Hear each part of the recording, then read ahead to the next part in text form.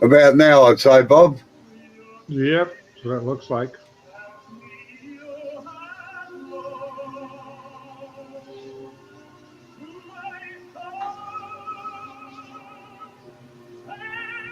Don't take too much out of there, Jay.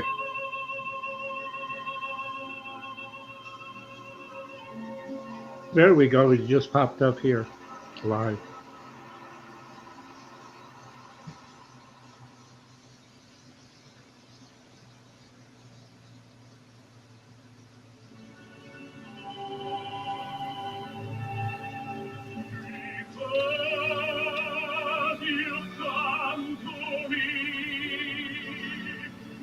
No, I'm actually having a bit of trouble setting up cameras and things for this because there's so many angles that you need to see when you're sharpening. It's much better doing it when there's an audience rather than trying to do it live like we're doing. And you sort of can't hand the chisels around all over the world.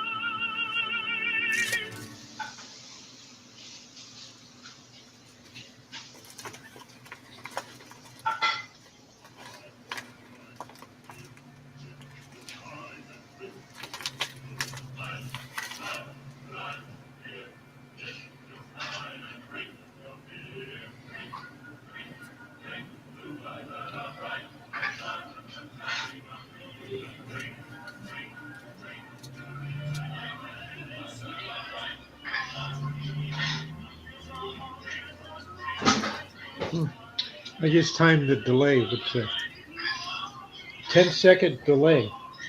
Yeah, that'll be about right. I just timed the delay. It's a 10-second delay. Yeah, that'll be about right.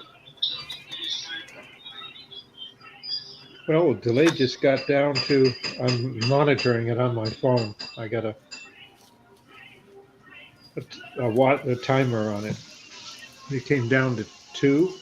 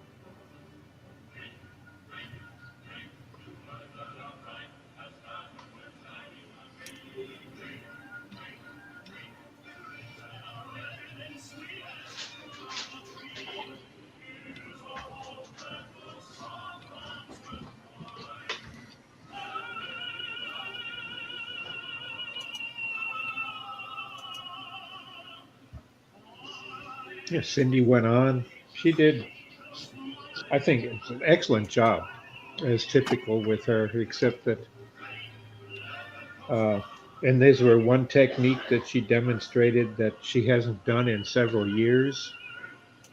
Uh, Oh yeah. so it was really interesting. There was, to say, a lot of people very engaged, asking questions, and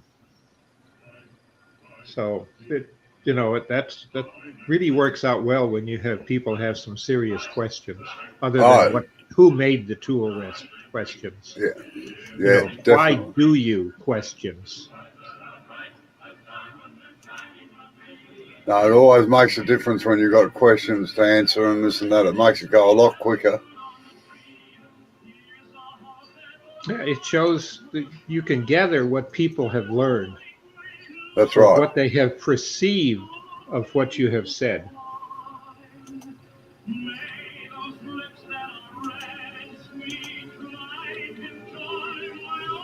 Being early, I don't know how many people are going to find him up without Yeah. notification. Oh well. It's quarter past 12 in London or England anyway, so there probably won't be many up at that time of the morning. Well, Mark never sleeps. At least that's what he claims. I can understand that. There are times that I have PTSD hits me and you can't sleep. Oh yeah. Yeah.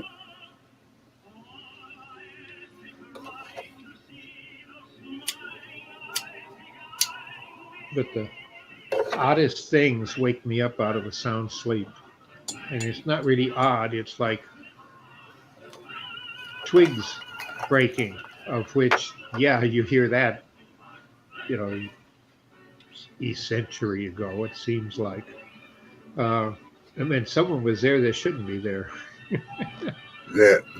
or some colleague, comrade, just didn't know, some newfie that didn't know how to walk right and look at what he steps on before he steps there. Did you ever come across or aware of two-step Charlies? That was The what the Yanks called them. yeah, yeah, walk, stand on it, walk 2 steps away, and that was it. No, no, the two-step Charlie was a little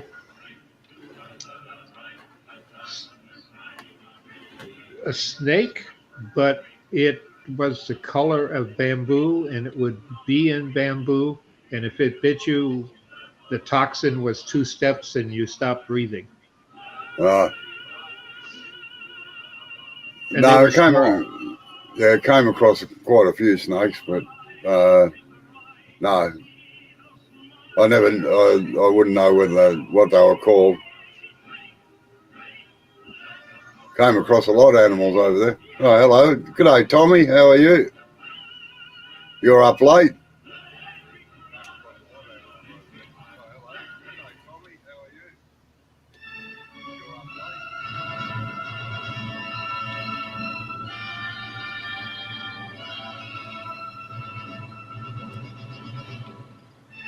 How you going, Tommy? You want to turn that music down a little bit, Robbo, please? Yeah, no worries. Sorry, I must admit I got it on full volume at the moment. I forgot about it. Plus, I got the door open. Sounds like you're at the opera.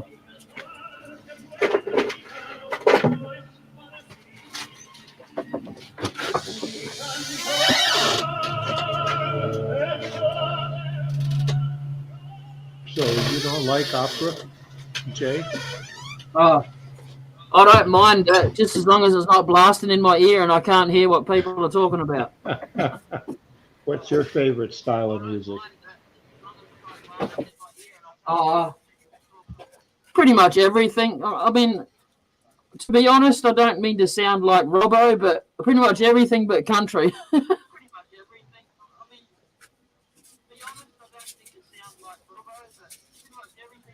Doesn't And also, Australia have a unique style of music, or a couple unique styles.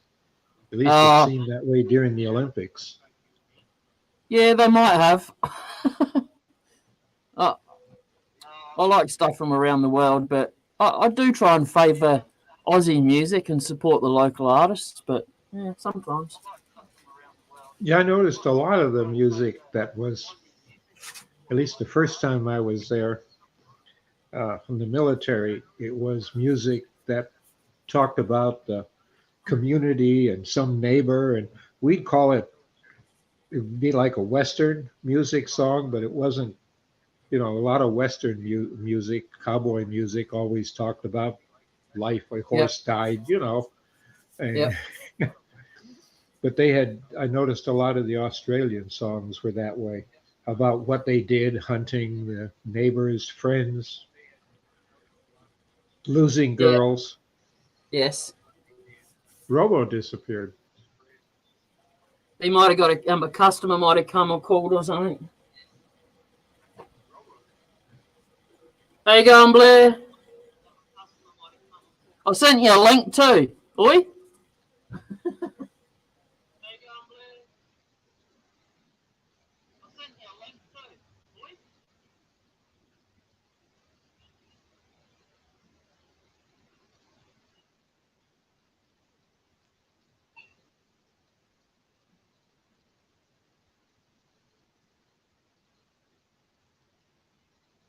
Well, happy Halloween. This Halloween was special. We have a blue moon. Yeah. How you going, Amy?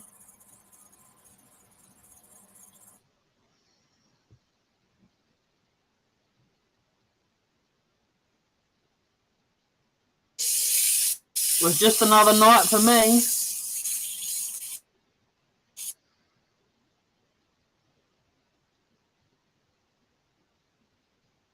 You know what a blue moon is, don't you?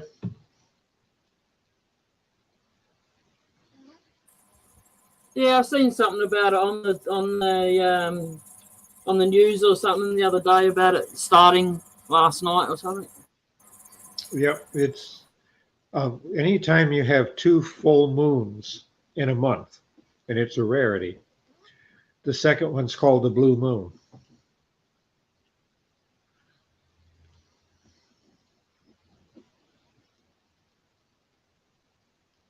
It doesn't mean it's blue. It's just the nickname it's picked up over the centuries. Yep.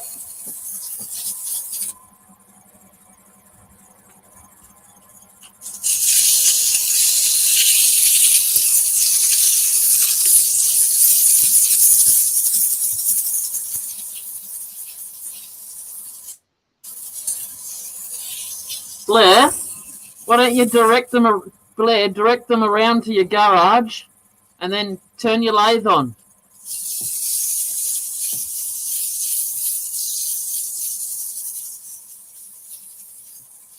All I'm hearing is excuses.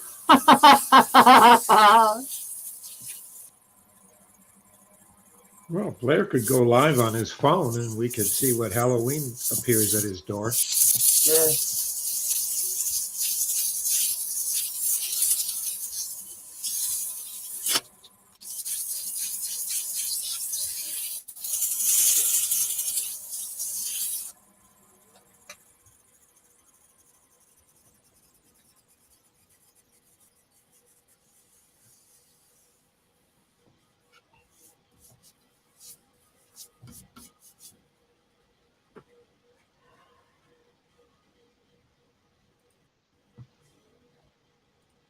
Because of the COVID being so high and highest it's been since it's broke out, the people around where I live, the cities have postponed it. Oh yeah. Yep. Because it can be passed on candy. It can be passed on the bag Yes. that you put the candy in. Yes. Yeah, I think that's why we didn't see many kids around here this year. Well, the city had one on Main Street, about 3 blocks long, and it looked pretty good. It was online for a while from the Yeah. on the city site, but they had candy from the manufacturer. They had a dispenser where you could just walk up to it and hold your bag out, and it would dispense so much of this one, so much of that done optically, turns it on. Yep. That way the kids could pick, and they had some of the machines all decorated. Yeah, that's a good We idea. had somebody built them in the city, and they had them out for this purpose. The engineer from Ford Motors built, I think, 8 or 9.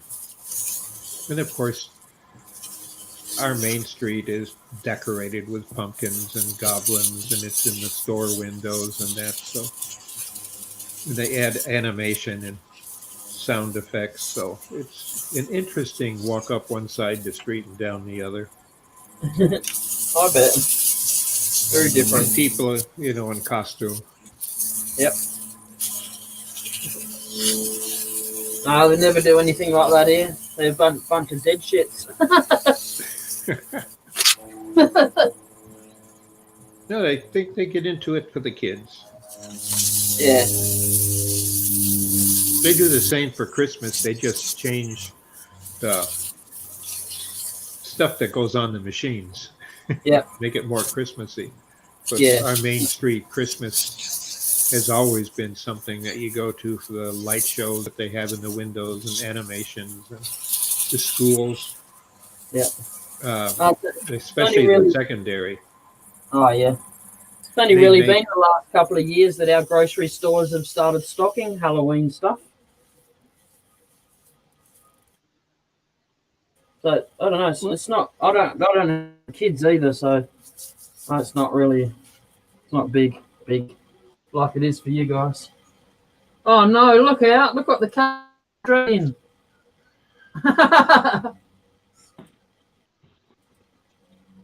He heard me. So we're going to see Halloween from Utah. Oh, that's neat. Oh, that's pretty cool. That looks pretty cool, Blair.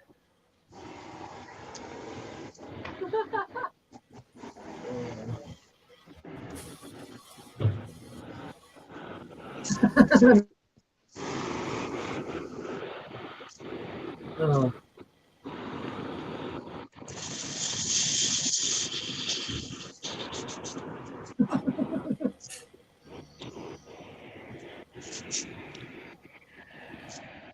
Not too shabby, huh? Yeah, that's really cool. I like that.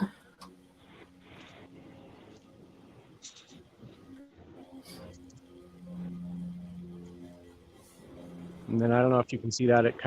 It'll have green looking eyes in there.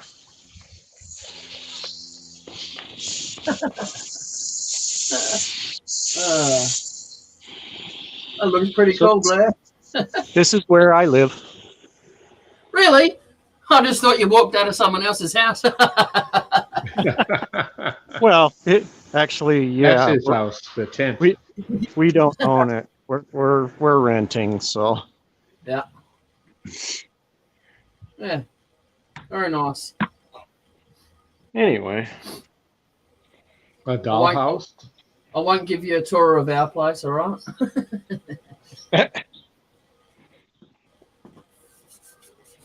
Flip this around here. Camera. Watch out, scary. Scary, watch out. Ah!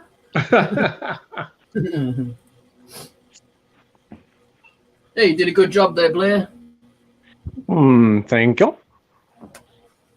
Now it's dinner time. So, yeah, here I am eating again. Seems No like wonder all you I like do. Monday so much. Well, All right. Blair, Hmm? I just got done here a little while ago with a Sydney Drozda 5-hour program, and I got my Oh, wow. dinner. Oh, she had a lot of questions. She did 2 different finials, different styles, different ways of doing them in one bottle. And it's typical. Every time it came to what should I do next and put on here, it was a vote. So it was interesting. It wasn't one of her designs, but then she talked about the design and there was discussions about them. And it was very interesting. Yeah, Cindy's very talented.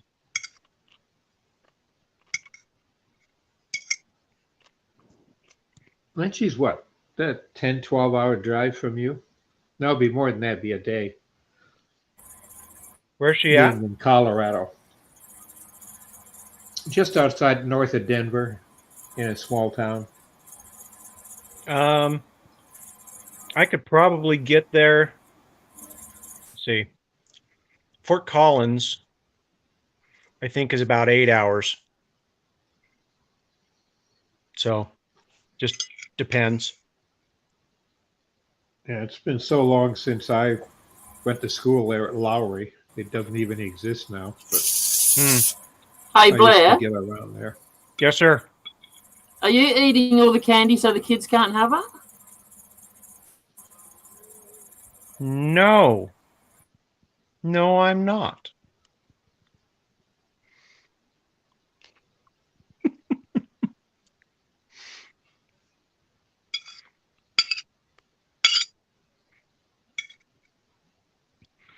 All right, I have to admit, I did eat some candy. You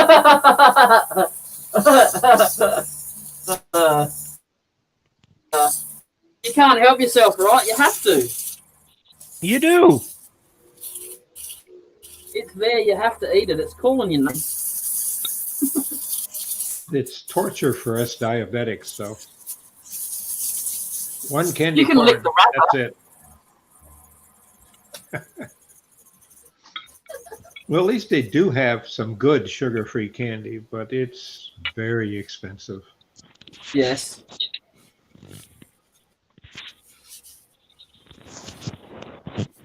Right.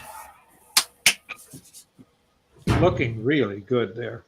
Yeah, that's looking nice. Yeah, you know what? It'd be nicer if it didn't have all the cracks going around the edge. From what I can see, at least. I don't know. I would. Well, they're full of dust now, so they look white. Yeah, I'm going to But clean them that out with would be meth. something you could, super glue them and then make them black, paint them black with a fine-tooth marker. With that interest, I do that often to emphasize the bark. I often turn wood intentionally off the center. Yep. So as I do get something like that. I like the live edge. I think it looks good. And especially if you're going to put some lacquer or something like that on it. Yeah. That'd be cool.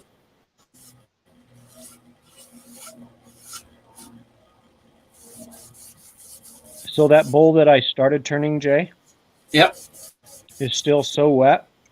I put it in the microwave 3 times. Wow. And it's still wet. It hasn't cracked, Yep. which is good. But yeah, it's still pretty wet. So you might just have to put it in some shavings or something and leave it. Yeah, maybe. Or just keep putting it in the microwave, one of the two. Yeah. Yeah. It won't hurt it, I Yeah. suppose. Blair, Amy's wondering what's for dinner. This is a kind of a pork meatloaf.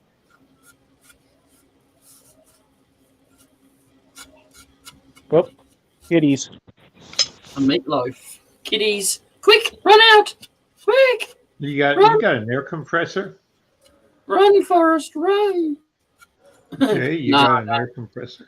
No, I don't have room for that. I'd need Even another a shed to put it small in. pump to blow up an air mattress. Oh, They have a pretty No, good volume speed on them. yeah. No, I know what you're talking about. No, I don't have one of them.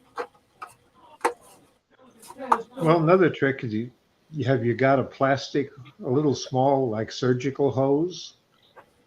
you can blow in one end and aim where it goes, so that way you can blow the dust out of them before you finish them, because you just Yeah. can't wipe it out. Or a hair dryer. Amy suggested a hair dryer. Yeah. I like the straw idea, but no, more like I'd hyperventilate myself. Whoa, there's no need for that noise. We had trick or treaters. Hodge Woohoo! Podge says hi. How you going, Hodge?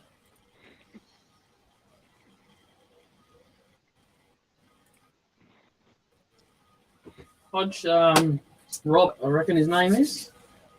If my Yeah. memory wants to work today. Now,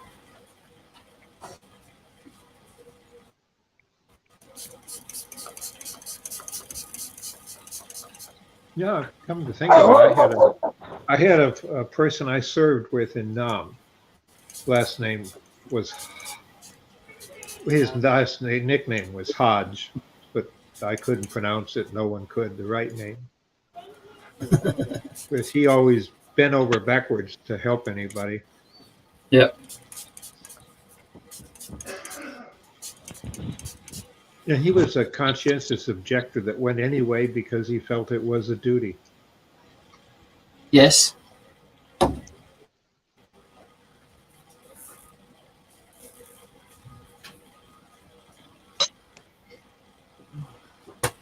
I'll be back in a second. See how the coffee's brewing. Yeah, I got mine here. I'm doing fine there.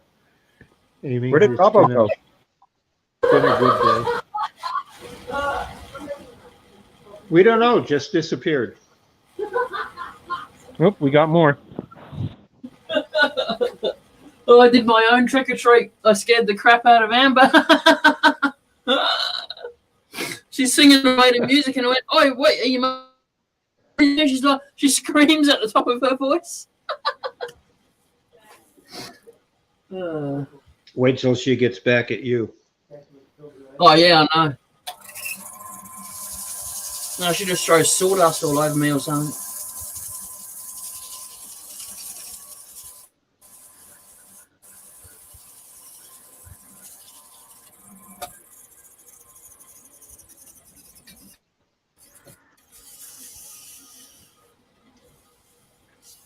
Whoa. Wow. Well, I'll tell you something to get even, which is horrible, and had it happen to me, and I kind of got in trouble for it in Nam. I had a bunkmate Yeah. while we were all out in our rest and relaxation, meaning you're off duty and you can drink. Yep. He was sound asleep. And I took a washcloth and had put ice in it, got it ice cold water, and then I dropped it on his face while he was sleeping. Never heard the end of that. You know, it would have been even better, Bob. You should have just dunked his hand in the water and he would have pissed himself. Oh, but that was done all the time. You'd use a fire bucket and go do that. You'd empty the sand out of it, and all newbies got stuff like that stuck with them in basic training. Didn't work with everybody, but Ow. Ow. Quit poking me.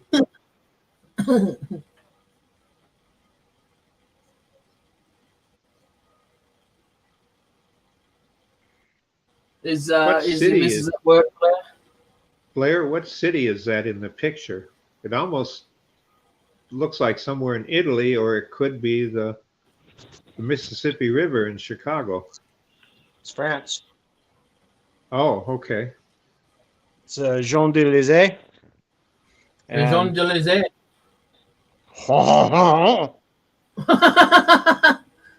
We all know what that means. Parlez-vous français?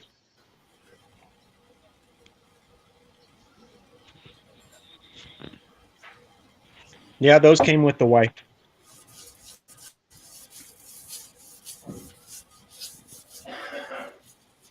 We had to take a I would never foreign have a language. face like that. In high school, we had to study a foreign language. Spanish, French, and Russian were the three you could pick from. So I took and picked French. And you're supposed to have 2 semesters. I got through one of them pretty good, but I was on the verge of failing it. So one of the things that my family did for the summer was sent me up to Canada to where my relatives spoke French as a second language. And I learned from my cousins. Of course, the conversational French and the slang and the innuendos. French has a lot of innuendos that with just a diphthong can change the meaning completely. So I come back and take French again and to make up for it next semester. And the teacher threw me out because the French I knew was French Canadian, not Parisian French. Bugger, So- right? Plan didn't work so well. So No. you did you learn Quebecois?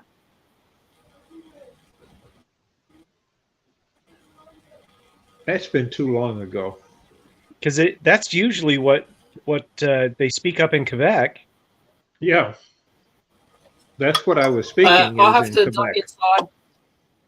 Because to well, duck it was inside for also about- in Ontario. That's So all right. the Ontario they didn't use the same innuendos a lot. So the slang and the innuendos, that's what made a big difference. And what bothered me is that, well, at that time they changed in Quebec all the street signs over to French. And that was their national language in French. They tried to get the whole country to take French. But the problem was, like I would go into later on after NAM and that I'd go visiting with cousins that lived there and we'd go hit a McDonald's. And if they thought you were or heard you speaking English, they would only pretend that they didn't know English. And they would pull out kitty pictures for menus just to insult you. Wow. And on the way out of a McDonald's, this one person I had more trouble with trying to get a Big Mac and fries and a drink and all. And as I walk out the door, he says, "Hey, Yank, don't bother coming back unless you can speak proper French." Wow. And I learned the French in Ontario, and they didn't like it because it's different. Huh. At least in Baton Rouge, they would take the time and they kind of understood the slang of French Canadian versus their style of French, which is different than France. Right. Yeah, it's all like a totally different dialect. It's like us and somebody down south Yes. or somebody speaking Creole. You know, there's this much English and then other.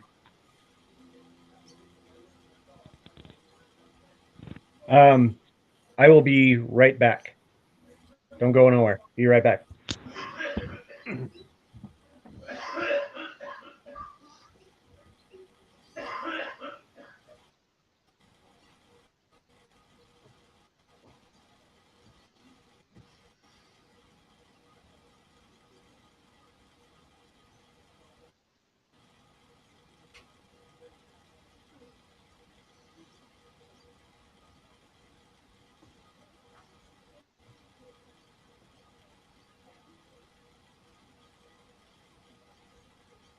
Well, I don't know if he froze or not.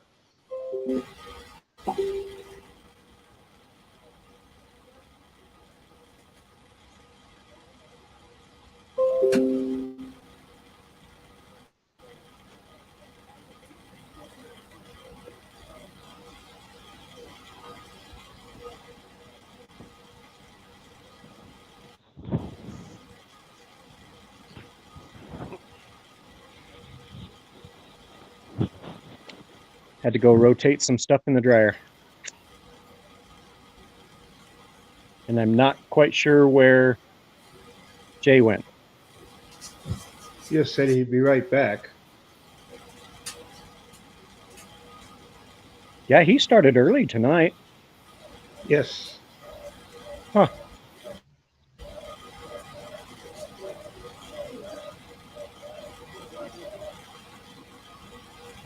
Well, Amy, I've had friends that speak Italian, and I've got to know them. A couple of people that in our wood turning club that here are Detroit area wood turners get a kick out of it. But the problem is, they say to speak Italian properly, you have to know how to use your hands because it's a visual language too.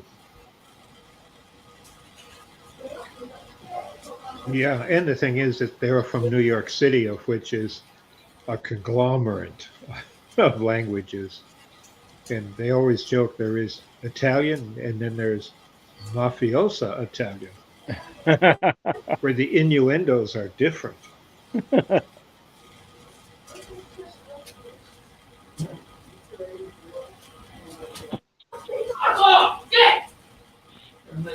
Ow.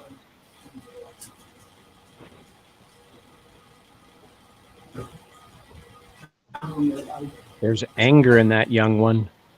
Yeah. Sorry about that, folks. I just have to do something inside. I'm nearly finished doing it. Okay, so sorry.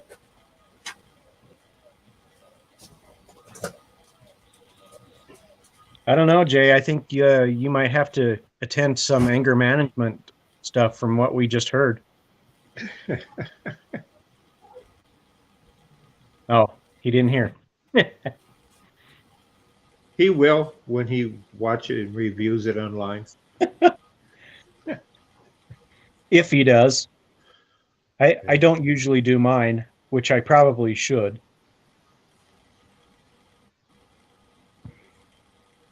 But it's hard looking at yourself being a fool, you know? Yeah. I went over some of mine today that I had done a long time ago. It wasn't on wood turning, but I did a bunch of live stuff for the tech shop before live was really something big. You had to have a license to do it and all from, I forget where they had to buy it from, but it's for YouTube. Didn't have the bandwidth, and then we did really have the bandwidth because Ford Motor Company owned the building. So we did a bunch of stuff on training and welcome stuff that you just put on kiosks. But I'd done a lot of film work before and video work, so it was fun.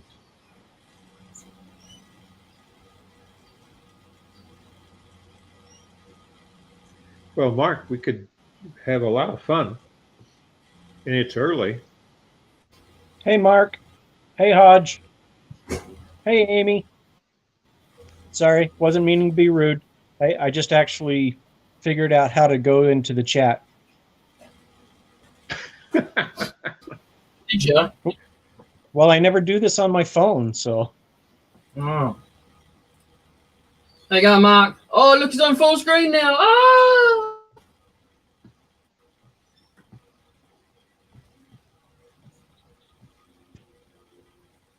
You're going to send Mark a link?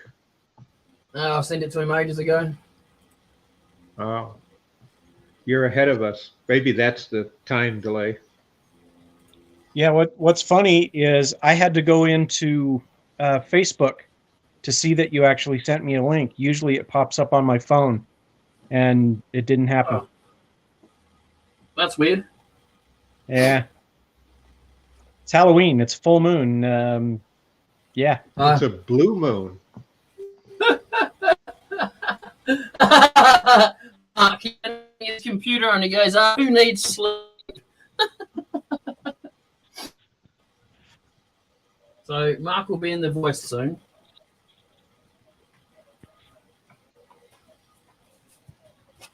And sorry about that. I had to brew my own coffee today. Oh yeah, you know. Oh. What's coming? What's this world coming to? You know.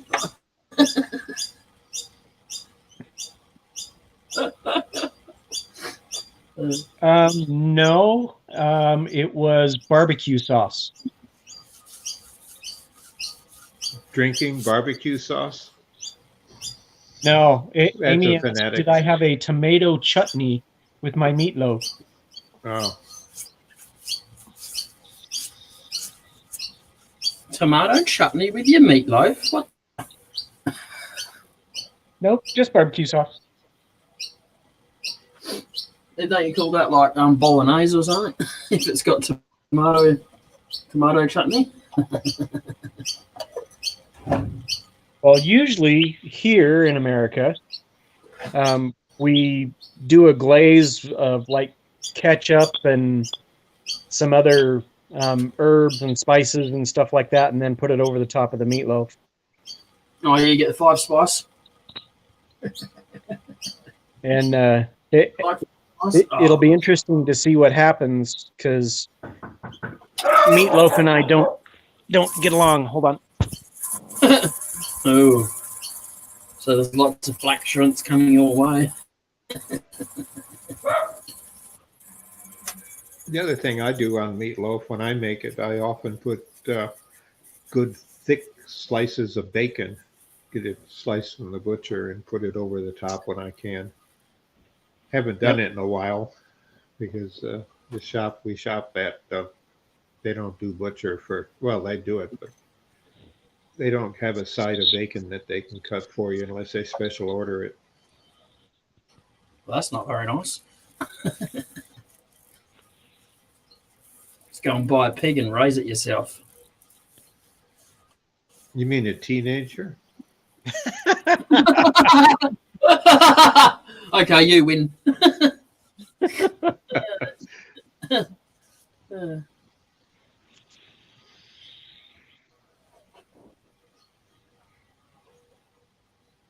Yeah, I don't have any kids, but I still got a nephew that comes over and eats all our bloody food. Where are you getting rid of leftovers? With the walking garbage disposal unit.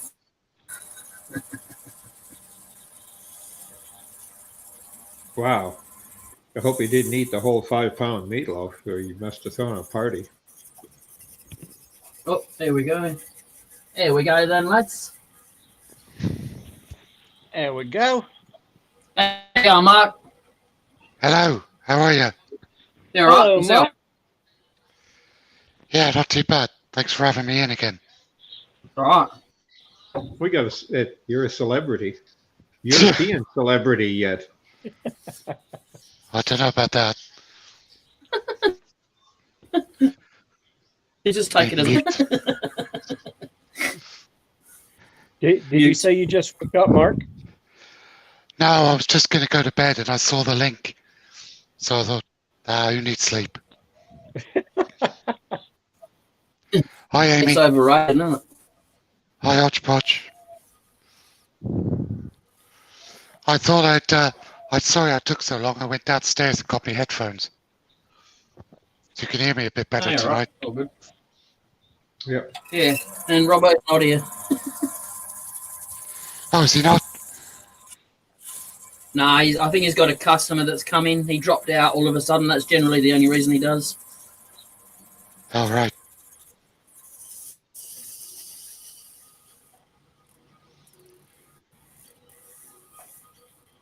So how's the Jay, bowl me coming instru- along?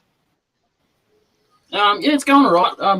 I was getting too many cracks along the edge here, so I've completely finished that piece there. Just putting some polish on it now, and then I'm gonna dig out the rest.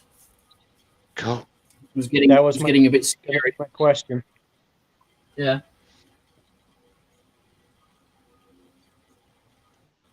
What was How that, you doing, Blair? Blair? I'm doing good. It's Halloween, and so I have to keep getting up and give kids candy, and then I come back. Promote dental care, DK. You're not a dentist. I didn't have anybody ring the doorbell tonight. Nobody ever rings the doorbell. They just, soap the windows? No, I'm Billy No Mates. Nobody comes round here. Country? No, I live in a town.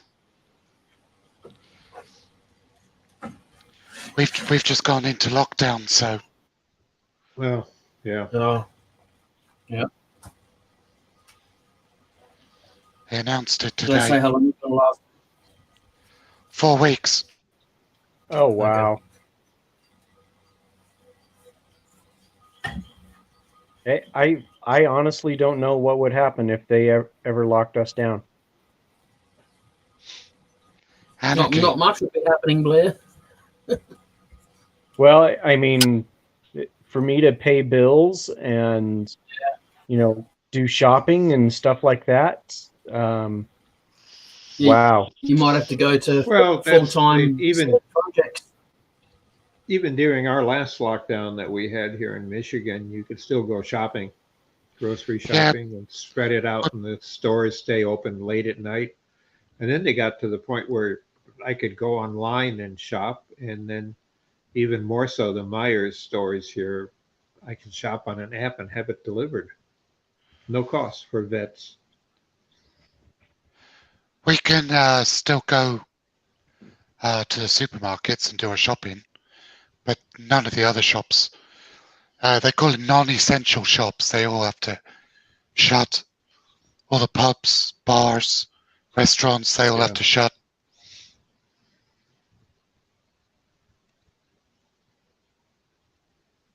Yeah, I just couldn't imagine. Wow. They just asked Without Robbo what me, they've been it's through like- for the last couple of months. Since they let us free, I've been wanting to go and get a haircut because it's been since December. And then the youngin here, the 13-year-old, but Uncle Bob, now the hair is long enough to cover the spots that were bald.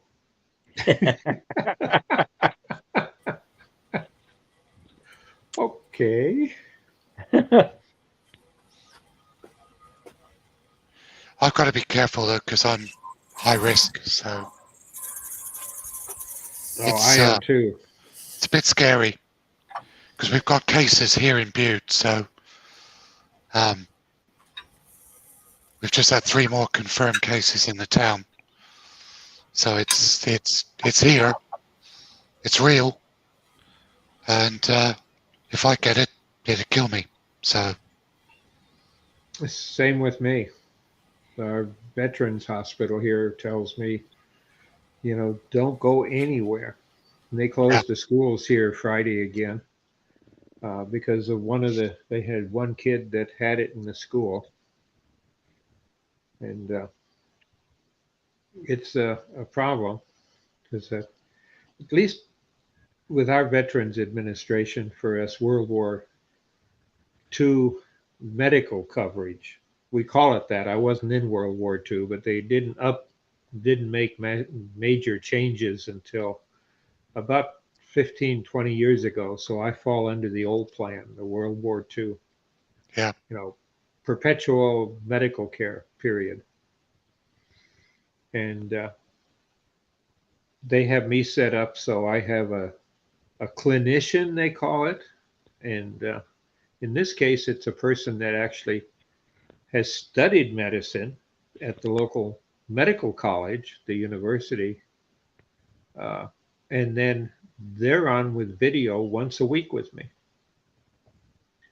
And remotely through a wristwatch, monitor my heartbeat and stuff like that. And it automatically doesn't go in continuously. It's just, they can look it up on the records because it'll download a day's dump. And then the temperature thing you shoot at your forehead is Bluetooth wired to the app that I have on my laptop. And it's tablet, and it reports that information. They know even my glucometer is reported to my records. And if something is out of the ordinary, I get a nasty video call. If I don't answer it, it's a phone call. Yeah. That kind of scares me. Yeah, Big Brother's watching. But in this case, I don't care. I got nothing to hide. So, No, it's and we well. know they've had the technology to watch us for a long time, at least since 2000, because that's when Yeah. I started through friends of mine in agencies.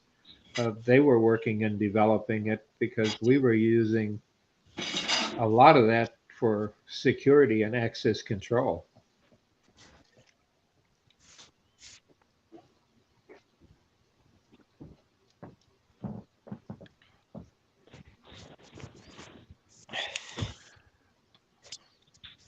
Jay, coming back to what Robbo was saying last night, can you see how the cuts you're making in there now are much better than they were near the end last night? Because you were getting anxious and worked up. You're much more relaxed now. Yeah. Nah. Sometimes I try and persist with it when I get annoyed, but it just gets to the point where You shouldn't. Better off. As soon as you feel yourself getting like that, step away. Don't turn angry. Yes. Yeah, because the bowl's going to win. Yeah.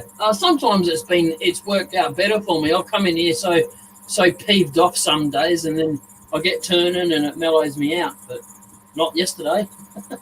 See, I find I do housework angry and it gets done quicker. That sounds like my wife. That's what I was about to say. Are you related to my wife? Yeah.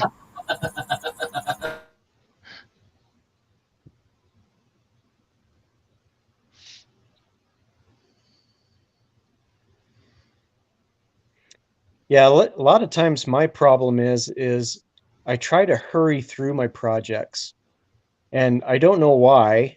I just kind of want to hurry and get them done, and get them so you see the finished product. And I need to just kind of relax and take more time to do it. That's something somebody said to me. Mike Walt said to me, he said, "Don't rush. It's supposed to be fun. This is your time. If you do it quick, you're taking away your enjoyment time. So do it slow and enjoy it." Makes sense, really. Yes. Did everybody get some? I've worked, I have severe post-traumatic stress syndrome. And I have found that wood turning to me is the way, if I really get that point where I'm really anxious and mad at something, it's easier for me to take the anger out on a piece of wood than it is a person, particularly if that person's your supervisor. Yep. And sometimes that's how I got into doing big stuff. Because I'd get angry and I'd start turning pens out, and they just weren't good enough because I was overlooking little things. I just wanted to get it done. But if you've got a log and you've got to clear the bark and do the hollowing, after a while maybe that's why Robo likes opera and classical music. I enjoy big band music from World War II era. That's when I was little. That's what my mother sung in a band and used to do radio host shows, actress. So she's always around the house playing the stuff as a kid. And it just brings me back to when everything was all right. So that period of music does it to me. Benny Goodman, that type of stuff. Glenn Miller. British humor does it to me, even still. Benny Hill, old Benny Hill stuff, just takes me so far away from reality, and I can laugh. Oh, Yeah. Benny Hill! Wow. Doctor Who, I'm a Whovian. Okay, but which one? From number 1 all the way through. Okay. I've got them all. Yeah, the older Doctor Who ones used to be on the BBC radio too, and I've got some of those I've collected. A couple of years of the BBC Doctor Who radio series before they decided to try it on TV. Nice. And of course, Sherlock Holmes. The original Basil Rathbone one? Yes. Yeah. He's the best. Yes. I'm partial to David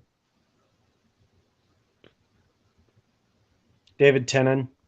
Yeah. By the way, did you know that he is married to one of the older Doctor Who's daughter? I did not know that. No. I don't know which number he is, but he's the one that always used to wear like a piece of celery on his lapel. Yeah. Well, I discovered today that I like turning to Eminem. So Okay. I had his back catalogue running today while I banged out 12 Christmas trees and 3 snowmen for an order. Wow. Howard Jones is my jam. That and Oh, yeah. Thompson Twins. I like Howard Jones. Yeah, he's good.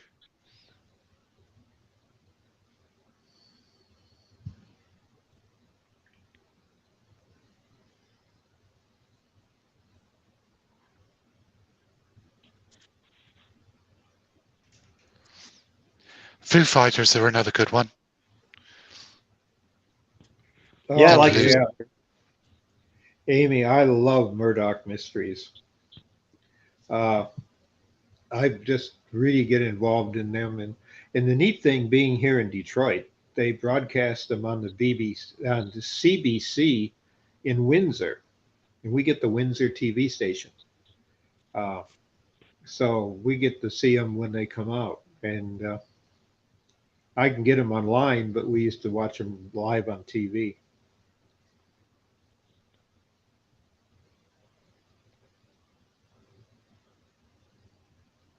In fact, I had a nephew that was one of the editors.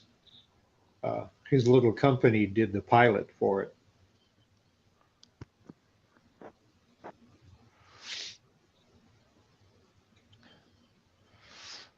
I've escaped into the chat again. Jay's getting the hollowing tool.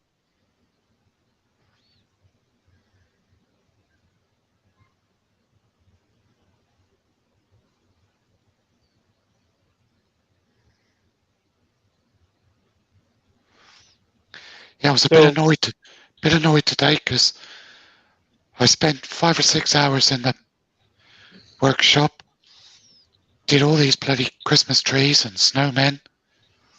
I've still got 20 spinning tops to make, and the shop's going to be shut for a month. Mongrel, eh? Is it a group-owned shop or a commercial you join? Now it's a private shop. They heard about me through YouTube, approached me and asked me if I'd like to make some pieces for their shop on a commission basis.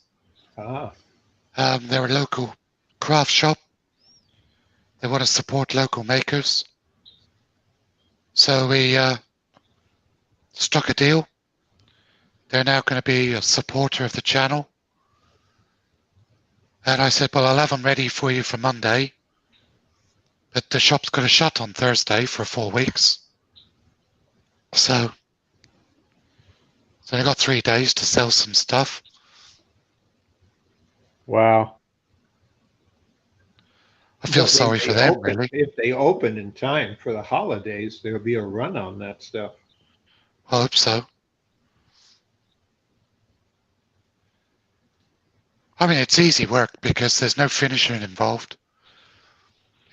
They just want them sanded and left plain, so Oh, they can sell them so the children can decorate them themselves. that's great. So, how much would you sell something like a Christmas tree for? They wanted 3 different sizes, so they're 6 inches tall, 5 inches tall, and 3 inches tall. The 3-inch ones go for £5. 5-inch ones go for £7, and the 6-inch ones go for £9. Good Okay. markup. That's nice. Yeah, you did good there, Mark. Well done. Snow, It's nice to be be recognised by someone when you by Yeah, locals, yeah. isn't it? The snowmen are a bit more. They go for £15, but they're a bit bigger. And they've got a hat, so it's a bit more involved making them.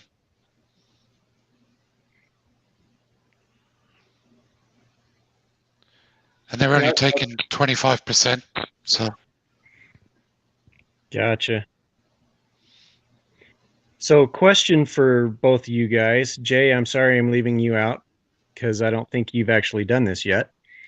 I am looking to get into turning some pens. I have avoided it, and I'm seeing more and more some of these just absolutely gorgeous pens, and it's kind of profitable. But I'm looking to get like a starter kit. What would you recommend, and where to get it from?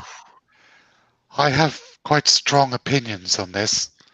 So I'll let Dr. Bob answer first. Then I'll tell you Well- why he's wrong. I was going to say, let him fall into the trap. No, Yeah. the in kits, there's 2 grades, maybe more. I just prefer to say there are 2 grades of kits that you can buy. If you're just starting, and in my opinion, and I do this with vets because I've got mini lays and we've got the VA here. The VFW bought a bunch. Our club has a group, but the VFW has them, and we lobbied the hospitals and clinics around Michigan where we can actually put them in there, and local clubs will go and teach vets how to do it, and in some of the homes, because it's a good way of getting post-traumatic stress, and you can actually put a lathe on a bed so a person who is in a bed propped up or in a wheelchair can turn. And for that, we get to get cheap kits, inexpensive kits, and some fairly decent looking wood, but we don't do acrylics because most of the vets need more than just a hand with them the first time they start to do it. So it's like, and we give them away because it's like a drug pusher. You give it to them first, get them addicted, First one's and free. get them developed techniques. And working with the tools, whether they're carbide and carbide tools, we have often used, and I've done a lot of work with people that have just one hand, whichever it is, and then the mechanical hand, or a stump, because I've developed tools that plug into the stump, so at least they can hold a tool bar. But until you get the technique down on what you want in finishing, it's easier to do the cheap stuff. Now, and you can give them to relatives, and they're always going to like them. Sure. So, Yep. To me, that's probably the best way to start. But when you buy mandrels and you start coming up with the different size tubes and stuff like that, then you want to get into it. Yeah, get a decent pen vise so you can hold it and get it drilled properly through a drill press if you've got one. If you don't, then you're doing it on the lathe itself. A pen press, yeah, they cost a little bit, but when we do it, it's usually a pen press for a VA home or a hospital where we have at least one lathe set up that they wheel around and can use. Can I quickly butt in? Sure. Yeah, Have you got a drill press, Blair? I do. Set up a little piece of wood inside your drill press where your drill would normally go, and Yeah. press your pens that way. The drill press, it's got all the pressure there you need if you've got it already. Yeah. And You've already got 2 pen presses in your workshop. One's your lathe, the other one's your drill press. yeah. Don't need to And buy a if you pen press. and if you've got nylon, and you can get a hold of some nylon or that, you can actually turn the piece you need to push the tubes into Yep. the wood, Or because you need to HDPE be or able, Delrin, yeah, any of either that. of those. Yep. Or to be honest, even maple. Couple of maple inserts, they work. Yeah. Uh, So once you get that down and you find you like it, then you go and you buy the expensive kits. And you often, well, there's a couple of suppliers here that you can get them from. When you start looking at paying a good $25 to $40 for a pen kit, because it's not phony gold, and then Yeah. they're not a kit that you put together in 10 minutes. I've done some gun kits that are rifles, and they've run me $45, but you're looking at 120 out the backside. Yep. But you don't want to screw it up because the kit's too expensive. So to me, start and see if you like it, and you can turn them with almost anything you want, and you can learn different techniques with it. But that's my advice to start, because I work with, when without the COVID and back in tech shop days when it was open, we had people in wheelchairs with one arm, a stump, and they wouldn't get a good arm until the stump had.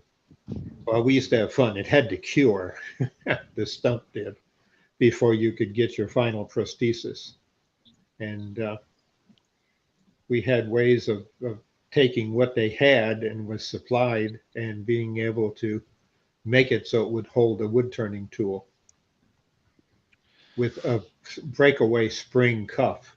So if they got a catch, in essence, their hand that had it, because they were working with a stump, their hand would simply do this.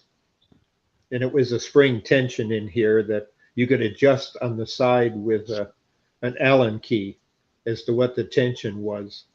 And I had a friend of mine that made them. They were handmade there in the shop for people, and it would fit the cuff that they had. Because the fixture on a cuff, if you think of being Captain Hook on a stage play and you screw in the phony whatever you wanted, the cuff and the end had that basically. So we did a lot of stuff with people that were missing an arm or wrist. But that's, well, you don't have that problem, but that's a beginner. And they were scared stiff of getting a catch and hurting themselves. I bet. So, because they were paranoid anyway, and PTSD made it worse. So,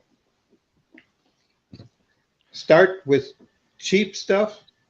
You got Christmas, you got relatives, cousins, whatever, neighbors. Once you get the nick of doing it and turning them out with cheap kits, because if they're handmade by, and you give it to a neighbor, they'd love it. So you never can make enough of them that way. And the kits, if you buy them, you get them by the dozen cheaper. You can buy them from China cheaper often than the stores, through some of the wholesale houses or houses that want to sell you everything online today. pen Yeah. kit small. Yeah. Yeah, and they're cheap. I saw a kit from Rockler that's about, I think it's about $70, and they say it's a starter kit or a beginner's kit, and it gives you like 3 pieces of wood and then all of the mechanics and all of that kind of stuff to turn, and then it gives you the mandrel as well.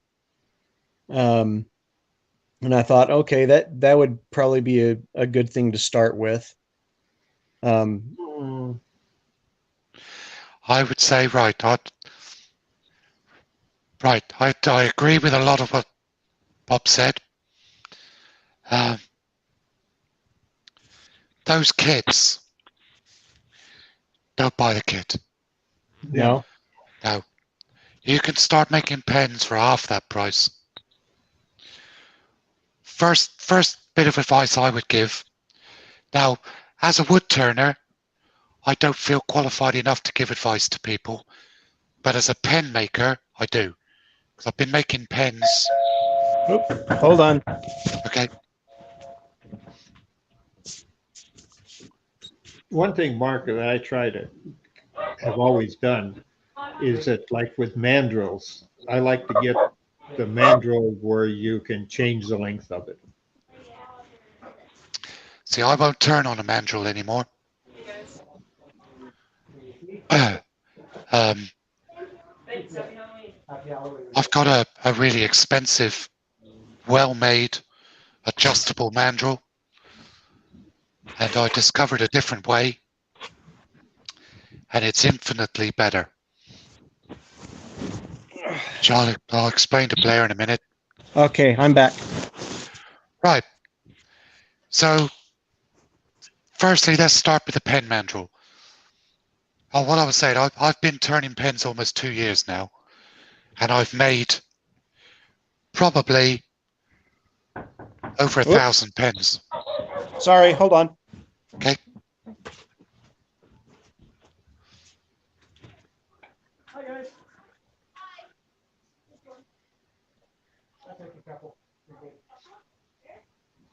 I don't know. I used to make a lot, and then I got burned out, and then I made a last winter for Christmas. With a friend of mine, we turned out a dozen pens that were guns. They were local gun shop wanted them. The kit cost us, and they were decent plating on them, and with a custom case that we had another friend that had a laser cut it out to match the gun pen, if you know what I mean, the insert. And refinished the wood. We got wood cases for them, and the friend that I worked with on them, he sold them for $180, and they turned around and resold them for $275. Yeah. Boy, did we feel cheated, but it was a learning. We ended up doing a dozen. The pen market is cutthroat. Yeah. It's saturated. It was, well, in this case, it was for a gun store. Yeah. Yes, Hodgepodge, I do. That's what I was going to get to with Blair. Right, so I started with a mandrel, bought a cheap mandrel. Then I invested in an expensive mandrel, which is fully adjustable, very well made, high tolerance. And then my mentor, who's been making pens for 30 years, I'm sort of his apprentice. He took me in under his wing. He showed me a system of using turning between centers, TBCs. It's much more accurate. It's actually faster. There's no deviation in the mandrel, because when you compress the mandrel, you can actually over tighten, even with a mandrel saver, where the mandrel goes back through the middle of the tailstock, you can still over tighten and compress the blanks. With TBCs, it's very difficult to do that. They run truer. You don't get the oval shaping that you can do with a mandrel, and it's faster. Yes, you can only turn, if you're doing a two-part pen, you can only turn the top and then the bottom, or vice versa, but it's so much quicker, so much more accurate. You get a better finish at the end. So first thing I would say, don't even think about getting a mandrel. Get yourself some universal turn between center TBCs. just look on the web. Company called Taylor's Murfield sell them. I think PSI sell them. Rockless sell them, I think. Turner's Retreat, Turner's Warehouse, I believe they sell them in America. The second thing, I would strongly suggest not using a barrel trimmer because they're quite aggressive. That's the thing you put down inside. Once you've glued the tube in, you put it down inside to ream out the top of the blank down to the brass tube, and it cuts away the blank, so you square off the ends. Right. I would suggest investing in the sanding jig and you doing it on a disc sander instead. It's less aggressive. You're less likely to break the blank, and you can take finer cuts down to the brass of the tube. So you can make fewer passes. You can make more passes with less pressure. You won't break the blank out.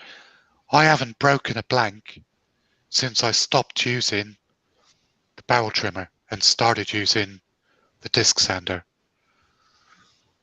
So, Mark, maybe it might not be a bad idea for one of your lives to go through all of this stuff, and for those people that are wanting to do pen turning. I think one of my first lives I did was a pen on my channel. But yes, I could do it again. Go through. Yeah, I'll be interested myself too, because what I had to do, and by using mandrels, we're talking about people that have disabilities, and it's easier for them to do that, and they've never turned anything in their life. And what's worse is that the people that run the home or the shop or the hospital they're in, they don't like to have something that could fly off. They like the wood on a mandrel because it's captured. Well, They're it's captured between between your points. I understand that, but a nurse or some technician sitting there, they don't see it that way. They don't see it that way. Yeah, I know. No. I take what you say, mate. Some people get on with them really well, love them, and don't like the disc sander method. Everybody each to their own. I just find that there's less opportunity for a mistake with the disc sanding method. You have to be more careful with the barrel trimmer. That's the point I'm making. Yeah. The other thing I would say, and now this is the controversial bit, Blair, don't fall into the trap of starting to make pens with slim lines. See, I've heard that. Yeah. Now I did. Hands up. I'm guilty. I did it. I started on slim lines because they're cheap, like $2 for a kit. And you think, oh yeah, they're cheap, I'll buy those. Slim lines are incredibly difficult to make well, because at the ends where you're getting down to the bushings, the blank is incredibly thin. And your finishing has to be almost perfect.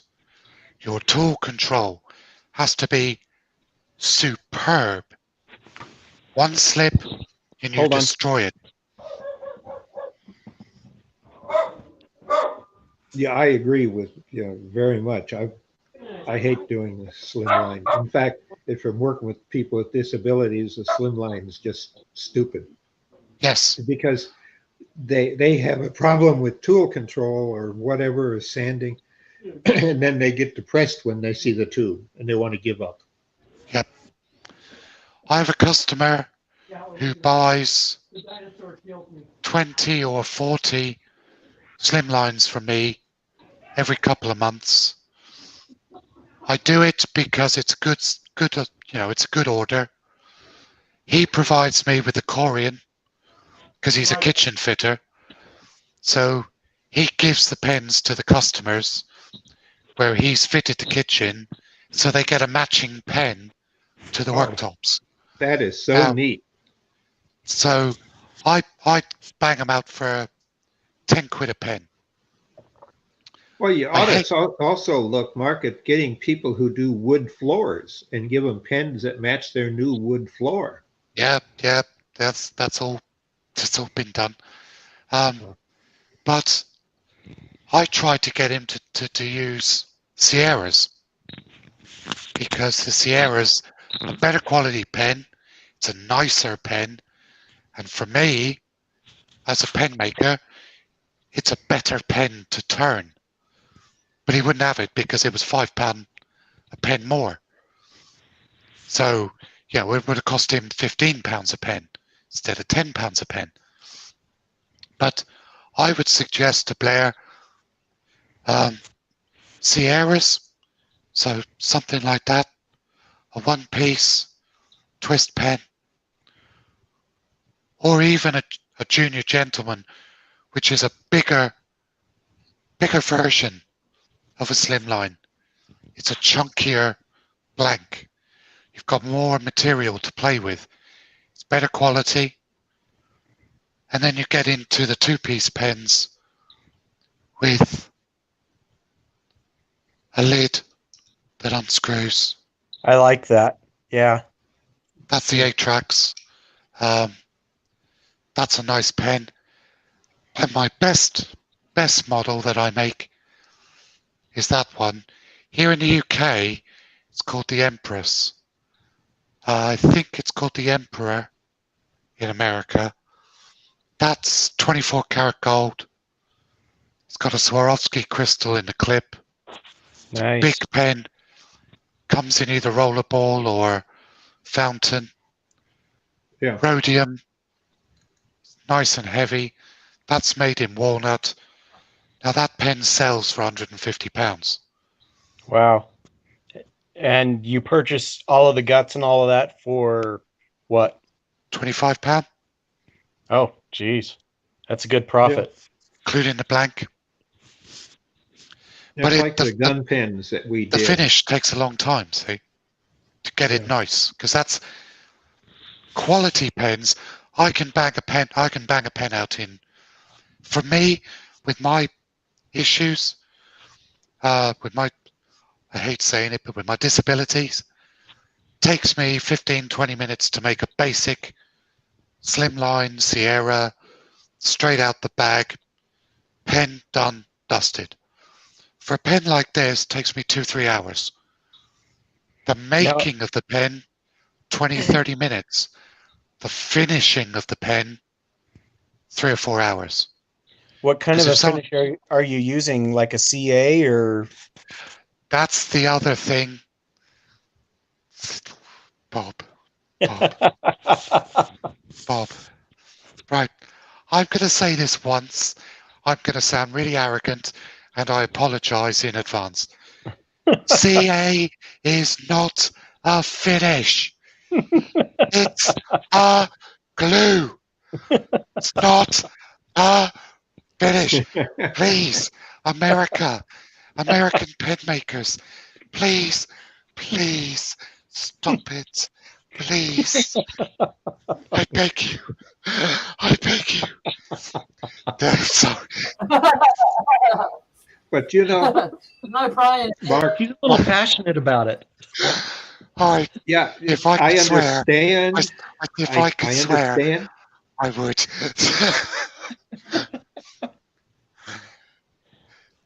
Wipe on poly, melamine, hard waxes.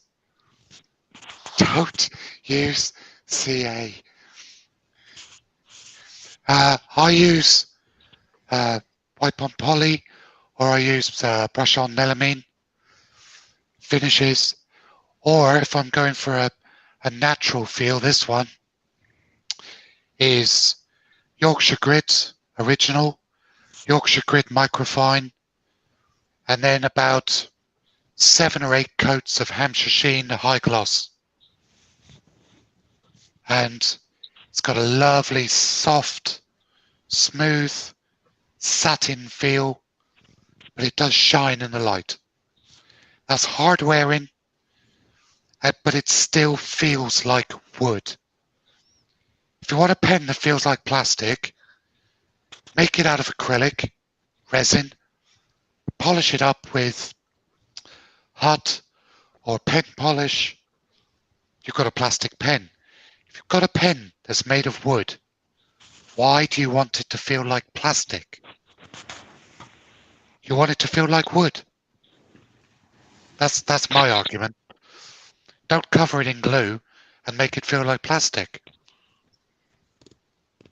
That's a good point. It really is. That's a great point. Oh, I agree, Mark, but I've had this little edict that some time ago came out. If we're giving pens to people who are vets in hospitals or in live-in clinics for long-term support, what they want is, because someone did testing, is that the CA finish is what they prefer for them, because they can use alcohol to sanitize them and it won't take the finish off. Worst case scenario, they can wipe the whole thing down and put it into a bottle and shake it up well and take it out. That's without the cartridge. And sanitize them. You can do that with a properly finished wooden pen. Yeah. But I will also say wood is antibacterial. Plastic isn't. Well, they look at the CA as being the finish that seals it, so that keeps the germs and the bacteria and the viruses from getting in the grain. And I'm not about to argue with somebody. I'll give them something cheap. But if that makes them happy and they think they're better for the patients, I'm not going to argue with it. No, and I would agree with you there. That it comes back to the old thing, the customer is king. If a customer comes to me and says, I like a nurse, a paramedic, a doctor, I've made pens for all of them, and they need it to be, they want it to be like that, I'll make it for them. I'll try and dissuade them. Finish. I'll make it for them. It's their pen. They're paying. Do it how they want it. Oh, yeah. But as a rule, for myself, I don't make pens with CA finish. Generally, I will use everything else I can to avoid it, because, like Amy says, there's the clues in the name. CA is a glue. You know. Yeah, it's used in surgery all the time. That's what it was invented for. Yeah, you know, stick gluing skin people back together. Yeah, I've had it. I had it used on me 2018 when I was in hospital. They used it on my open wound in my chest cavity because they couldn't use stitches. So that's what CA is for. It's for sticking things back together again. It's not for creating a... It does create a finish if it's done well, but it's a pain in the ass to use. It's a pain in the ass to do well. And it creates its own problems, you know. Oh, yeah. But the customer is always right, as long as the check don't bounce. Yeah, that's it. Oh, you always get payment first. That's funny. No, I've had people, it's been about 4 or 5 years ago when I was doing some pens for one of the VA homes as a gift in Virginia. And but they wanted to have the CA because it was new and one of their doctors had heard about it and they had it there in the hospital. And like right now, if I want my CA glue, I can get it when I go down to the VA hospital because I can stop by the clinic and I know one of the people that work there and they'll give me a bottle like that. No, just have this. But it's a surgical one. Yeah. What is it? All right, it's been open, Yeah, they used it yesterday, but they have to throw it out because they can have to, once they open the bottle for a patient, they have to throw the rest away. Just stop you there a sec. Bob, you okay, Jay?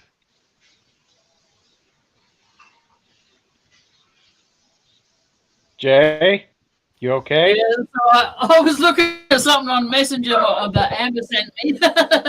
It was All pretty right, fun. okay. I was just wondering if you were okay, but Yeah, all right. Cheers anyway. I'll tag you in the link so you.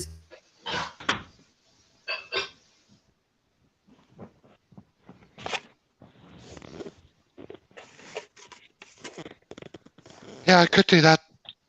Blair, I could do a live on the ins and outs of my preferences for making pens.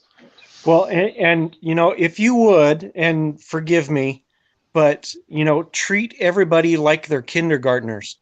Like, you know what? If you are interested, and you're a beginner, you may be, you know, a mainline turner, whatever. But if you're getting into pens, buy this. This is what this is. This is where you can get this. That would, I think, help a lot of people.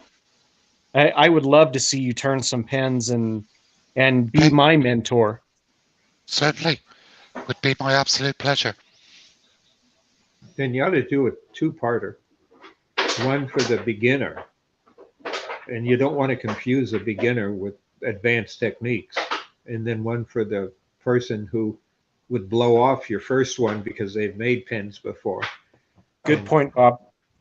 because Yeah. the other would be too boring for them, and just let people know it's what it's for if you've never done it. Or you got Yeah. a salesman trying to get you to buy kits when you go to the store and you've never done it, because that's what they like That's to what push they- because they're great margin. Oh yeah. Amy's just put a comment in. Stupid daylight savings at lunchtime live to midnight for me. We worked this out last night, Amy. I'm gonna do a live probably this week, especially for the Aussies. I'm gonna do an Aussies live. I make no apologies. I'm gonna rip the Mickey out of you guys. So I'm gonna do really bad accents and use all the slang. But That's all right. You won't be the first one to try it. I know, especially with my voice, it's gonna be terrible. But And you know what?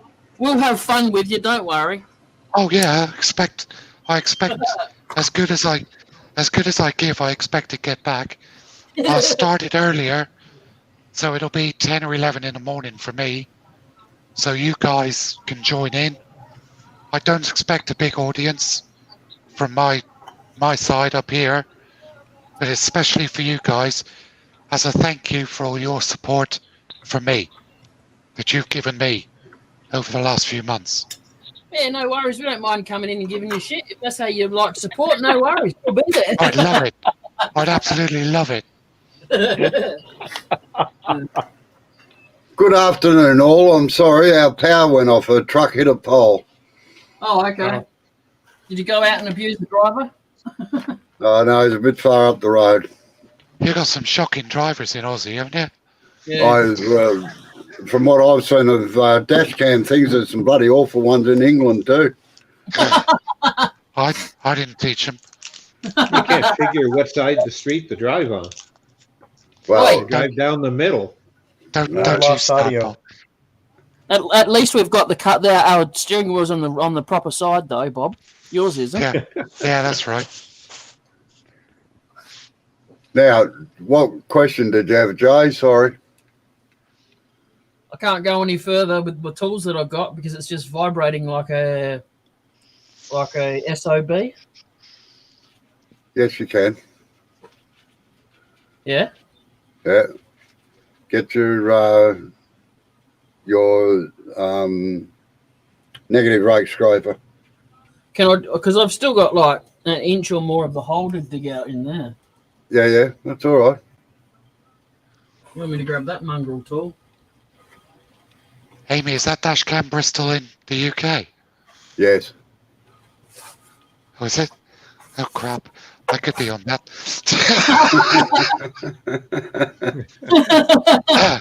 I drove a bus around Bristol for 5 years. Yeah, I think the driver's okay. I was just speaking to our fire chief a little while ago. He just lives up the road from us, and I caught him coming home. So I'm not that fussed about that spot at the moment, Robbo. I just want to be able to get into there without this thing feel like it's going to vibrate off the lanes. okay, right. We'll move your tool rest in so it's pretty well in the centre. Doesn't go any further than that. So, oh, right. Well, swinging. All right, that should be all right with the grind that you've got on the negative rake scraper. Lift the tool rest up a little bit though. Is there any problem with the banjo being so fat? Yeah, I know. Anything stopping me?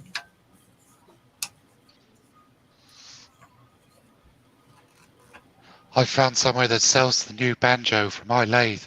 I'm so happy. You have no idea how happy I am about that. Yeah, some of the tool rests and banjos leave a great deal to be desired, I've got to admit. Yeah. Like One of my pet hates, that's why I make my own tool rests. you know the address. I've got a couple here when you're ready. Right. When my lathe Yeah. grows up, What speed are you on at the moment? lowest. Right, move it up one.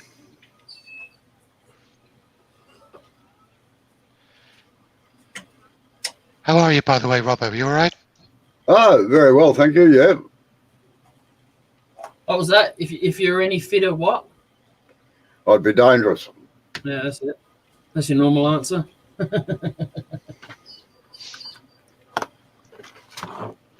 Well, the brain thinks that, but the body tells me otherwise sometimes. I hear you there. Mark, you ever done any radio work, broadcast? No. With your voice, the midnight, at least around here, the midnight romantic music people that play the, disc jockey. The voice is a killer. You could have a fan club, a gaggle of girls. Welcome We get to Soft and W. romantic. I thought Romantic Turner. I thought you were going to Records say at night. Hi, Steve. I thought for a minute there, Bob, you're going to say that you could replace Wicked Wanda with the husky voice, you know? Welcome to WKZR. This is the Midnight Caller. I'm listening. Doesn't work. You missed your calling. G'day, Yeah. Steve. How are you? Don't encourage me, Amy. The romantic Turner. Listening Put to you the in a nice smoking soft- jacket. Oh, here we go. Listening to the soft sounds of the Bay City Rollers. I can change Mark's name if you want. Don't you dare.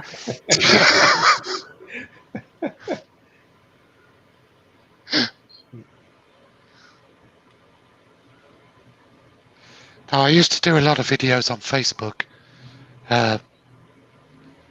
before everything happened. For Right, now, Jay, there is a way to hold the tool. Use your right hand and put it right down the ferrule, right onto the ferrule of the handle. Yep, down to there. And lay the tool along your forearm. No, use your right hand down to the ferrule and lay the tool right down your forearm. Yeah, so you've got maximum support over it, all right? And just take light cuts.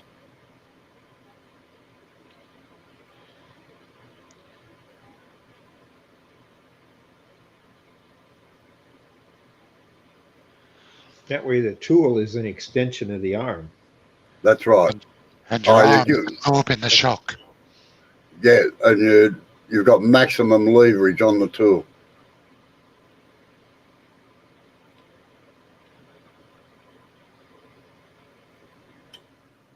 I used to love turn that way. I'm getting back to it, but after carpal tunnel on my right arm, it's a problem. Now the nerves are, I know what nerves are alive and what nerves aren't from the surgery. I can do it again. But there was a while there where I would let go of it while it's spinning, and that's not good. No. It took a while How, for the nerve endings to settle down. are you feeling comfortable doing that, Jay, or not? Okay, good. There's some that don't quite get it. That's the only reason I ask. Well, that's how I hold a tool when I'm doing deep hollowing before I get my rig out. I hold the whole toolbar that way.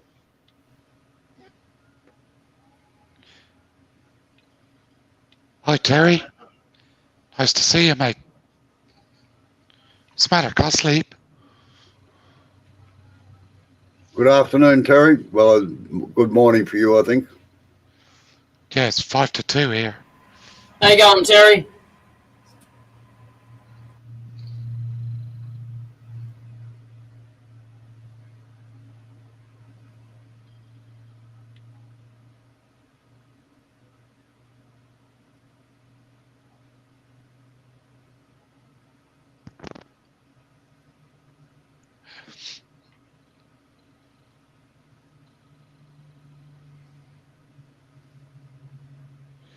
Amy, you're a bad influence on me.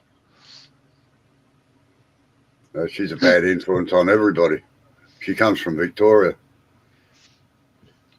See, she comes across here, all sweetness and light.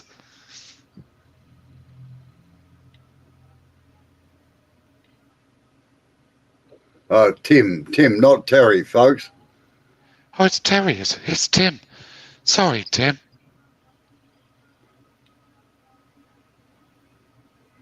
Yeah, we can blame Mark. It was his fault. Yeah, All that's right. it, Mark. That's it, Mark. We'll put you on mute now. Hey, did you go and check out that thing that I tagged you in? I've only just tagged you like the last 10 minutes or something. You have to go and watch it, eh? It will make you laugh.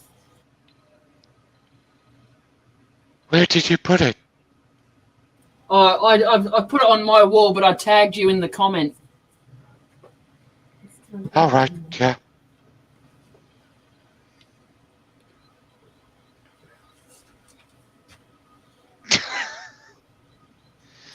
I'm not going to read that out now.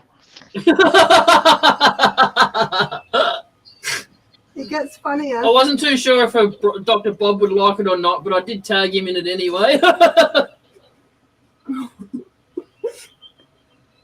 I do apologise if it offends anybody. Oh, shit. Looking at Kitsy Wets. It's just good old fashioned down under humor.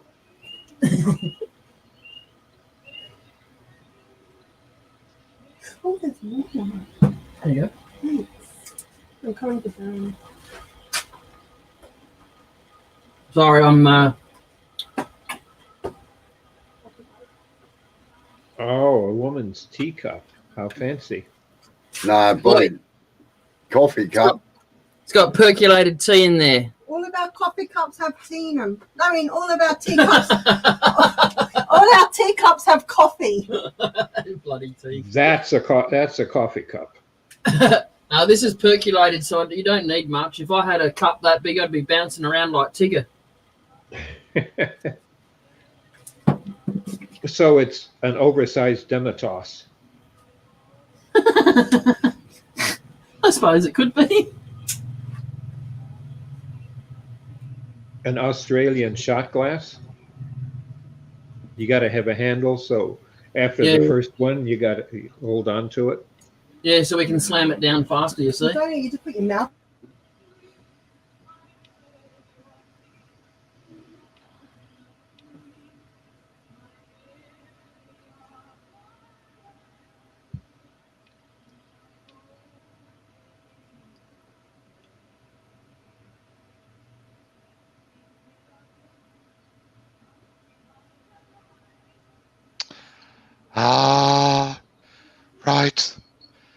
Now I know why I was confused. TF Turning is Tim. TJ Turning June turning. Yeah, is I'm Terry same thing. Gray. Yeah. Sitting here thinking, oh God, I've been calling Tim Terry for the last 3 months. No, it's all good.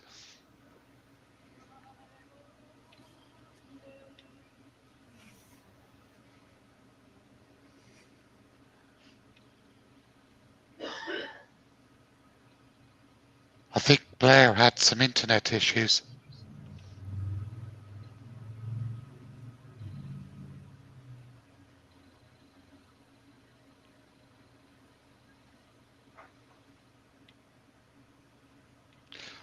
Gotta have a shave tomorrow. I think I'll shave all this beard off.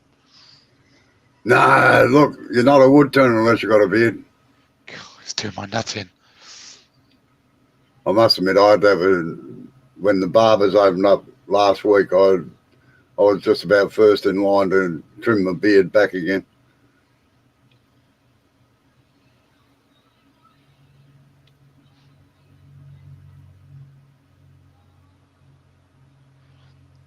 I was gutted though when I lost my big beard.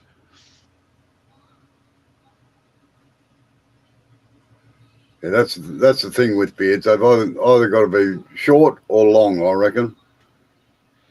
Yeah, no in between.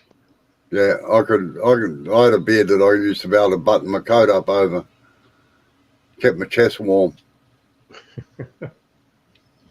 See, Bob's is the right length for short.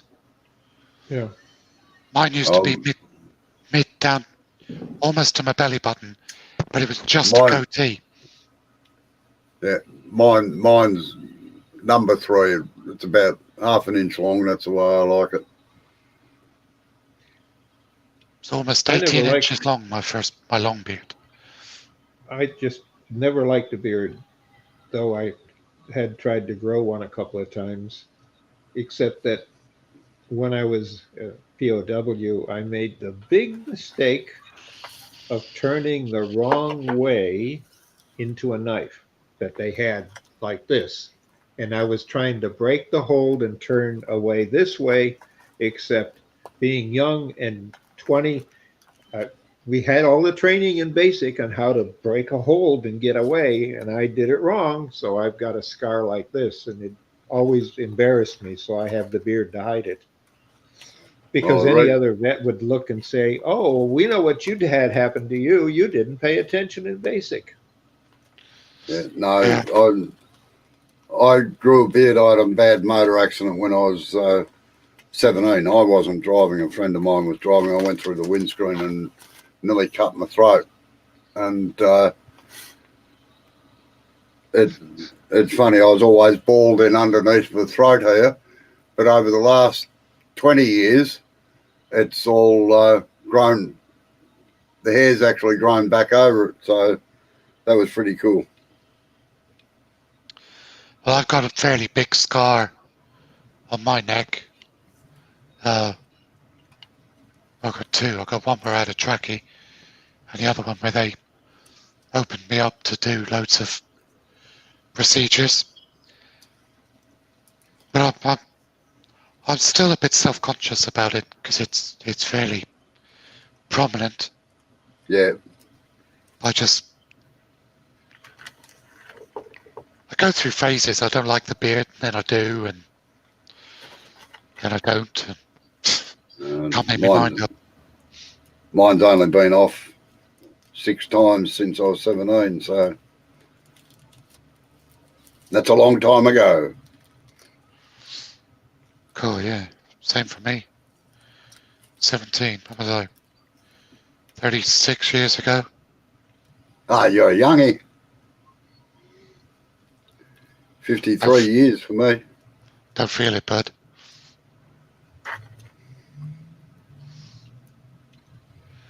I'm old before me time. You're as old as you feel and as young as you act. Oh yeah, I act like a 12-year-old. I feel like I'm 75. You don't look a day over 80. Cheers. Thanks, Bob. Well, what you look at, it's how you look. People keep saying how I look. You look through your eyes at the world. What do you see? It's not what other people look at you for, it's how you look at the world. When you look in a mirror, you're looking at a facade because you can't really see in a mirror what is inside of you as a person. The Yeah. dreams, the hopes, the talents. Geez, I've given up looking in mirrors. I've given up looking in mirrors as an old bastard looking back at me. Got this much metal left. You got tired of buying new mirrors? Yeah, I didn't find any that altered the shape. How do you think I feel? I still look at myself now and I don't recognize me. Because I used to be 24 stone. Jeez. I lost 12.5 stone in 10 months. I bet How it was much about does a stone weigh? That's a 14 measurement I've not heard 14, of. 14 pounds in a stone. 14 pound in a stone. So 12 times 14. You just have to be different, your Brits, and change your number base system to 12. Oh, actually, we had it first. You just Yeah. didn't adopt it. And because Well, the and- Romans and- measured in stone. But then again, the Romans kind of took over England for quite a while there. Yeah, that's true. Anyway, you've got talk. You've got the American gallon. which is nobody's gallon. Yeah, nobody else has the American gallon. Four, What's that? Yeah, 4 What's quarts. that all about? And Canada's 5 quarts to a gallon. What the hell's a quart? 2 pints. 2 pints. 4 liters. No, 4.55. No, a gallon is a gallon is 4.55. So a quart would be a quarter of that. Yeah. Just over a liter. Well, Yeah. under President Eisenhower, and I remember him. I remember wearing I like Ike buttons on my shirt when I was going to school when he was running for office for the second time. But there was a big thing he was pushing because he understood metric was where the world was going and had been. And he was really set, and in our elementary school and like third grade, we were learning metric because he saw to it that the laws were passed that to be compatible with the rest of the world, the US standard would be metric, period. Oddly enough, it still is. But we use as convenience our old system of because it's just been there. And the reason in the 50s when this happened, that's when people were buying cars because people had money to buy cars. And that's when our big superhighway road projects were in place in order to sell more cars so you could drive places. Somebody decided to do a survey of how many speed limit signs and mile signs had to be replaced. And they figured that since the government changed it, then they ought to pay for it to have all the signs changed and make them compatible with Canada because they'd always been metric. Because we go back and forth. It's just like where I'm at in Detroit. Used to go over to have a movie, to get a burger. Doesn't matter. It was just a convenience of paying at a bridge or a tunnel. Yeah. And so it was only normal. But there was in the 50s, it was made official. Now, anytime you buy a package in the States today, you will find that all the measurement on it is in metric as well as it is in our own standard because it still applies, but not to road signs, But yet, when you buy a car, you can change the computer to change between metric and not per mile Now, and just miles per hour. you And can't when you it was- can't you can't turn with that, Jay. Oh, this is that. That's that rust stain that I'm making. I Oh put yeah, on- midnight magic. Yeah. Didn't come out too bad. Looks all right. That's just one. This is just a piece of top pine. Yeah, like I said, it doesn't work well on pine. Yeah, I know. Though just the only piece I had lying around. That's all. Thought I'd try it out. Yeah, Hodge, I was from school. I was taught imperial, but then they changed the metric, and a lot of my work is restoration work, and it's all measured in inches. So I've got to be conversant in both of them. See, my childhood was completely buggered because I grew up in America.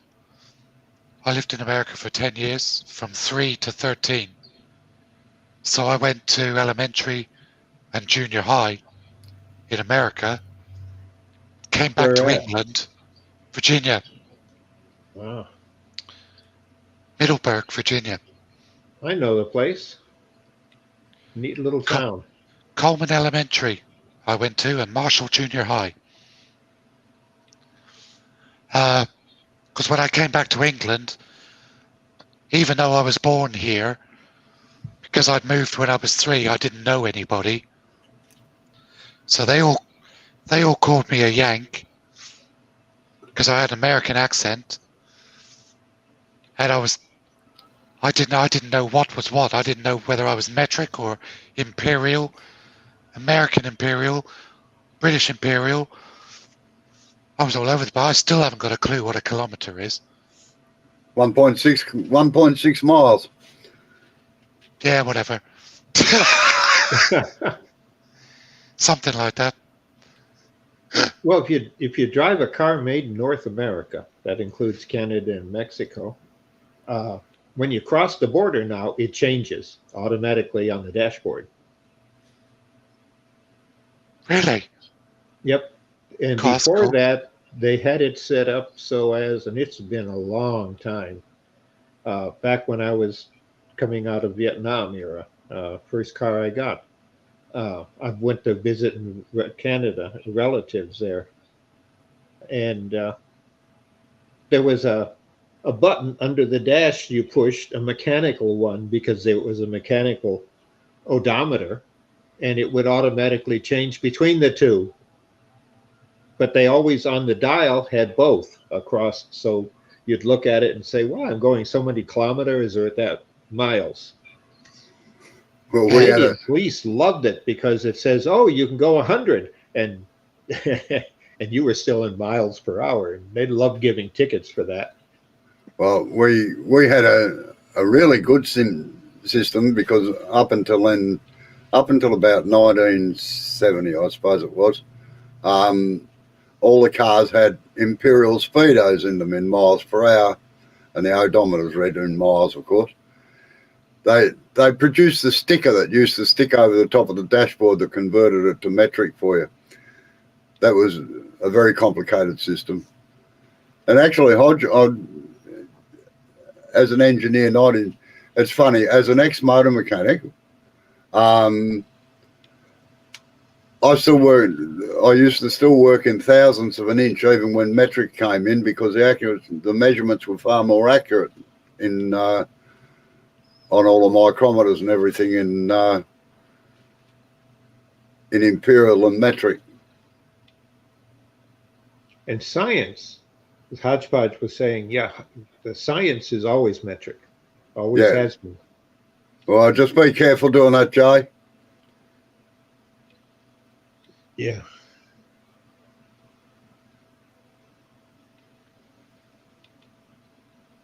That's so fine. If he's not wearing a dust mask, he ought to clean that out. Stop and No, clean that out. What can actually happen there is that you can get a big clog of heavy sawdust, and it can actually whip your finger right round the inside of the bowl and bring it down on the rest. Yeah. Don't ask me how I know. I was hardly touching it, but yeah, I know where you're coming from. I've already clipped my finger on the bark a couple of times, and let's just say that did not tickle. No, that's right.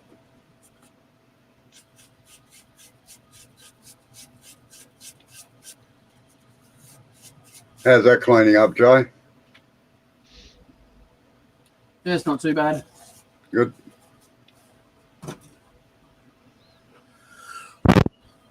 Blow the dust off the camera. Reasonably smooth. There's just a couple of little where the sides meet up where I was turning it the other way. Yeah, well, you can use that negative rate scraper to get them out too, but what you got to do is just swing it across towards the outer edge of the bowl, all right? Yeah, I've tried that before. Yeah. Still look pretty thick, is it?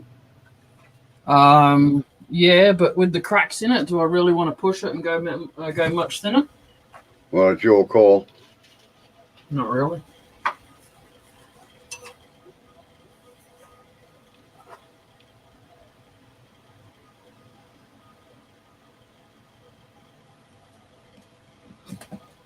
So it goes down to there.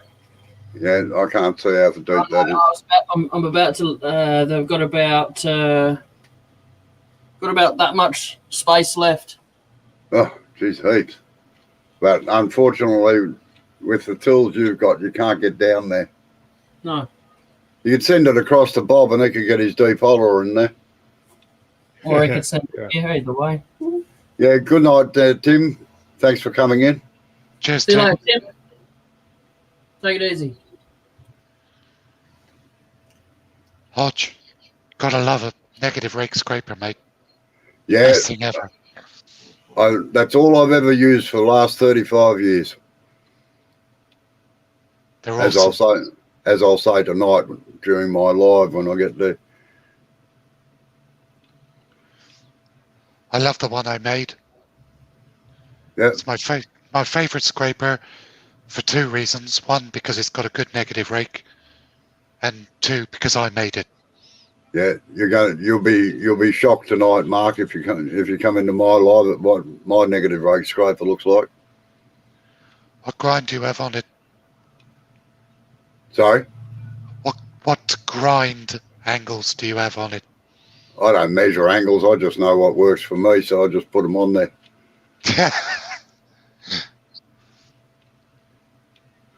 Jay, No, it move the handle across toward the back of the lathe when you get up to there, so it's cutting. That way you avoid catching the corner of it. Yeah, so you keep it virtually in the center of it. Pivot. Yeah, that's it.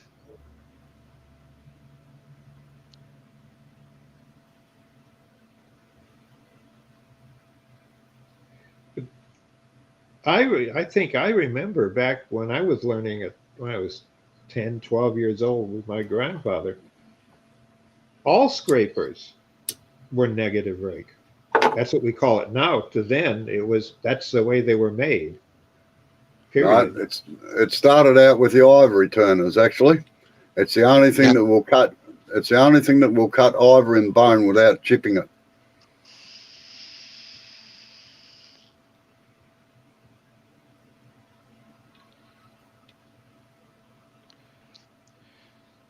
Stuart Batty was the one that popularized it. But he got it from the ivory turners. Yeah, well, I first read about it with a bloke called Alan Jones back in about 1980 sometime. I thought, because I used to have terrible trouble with scrapers, still do. But I thought, well, anything's worth a try. So I ground one up and I thought, oh man, this is answer to a maiden's prayer.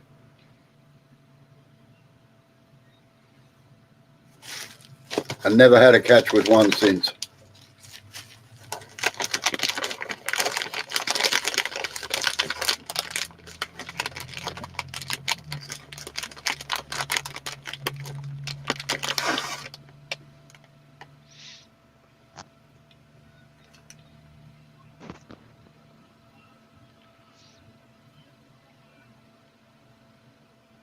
Don't forget to swing the handle around, Jay.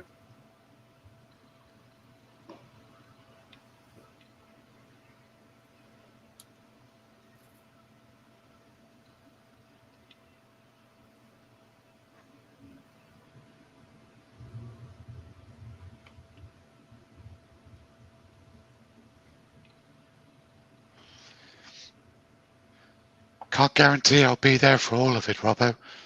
But I Oh, will that's try. all right, mate. I will try pop in.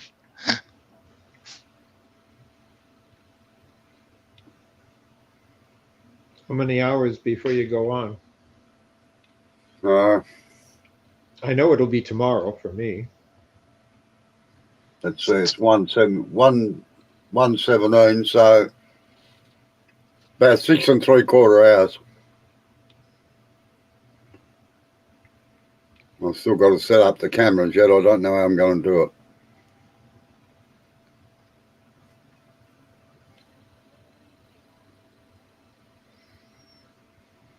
Yeah, it'd be 4:30 in the morning for me, or thereabouts. No, it shouldn't be. Well, That's it's just 10:18 now.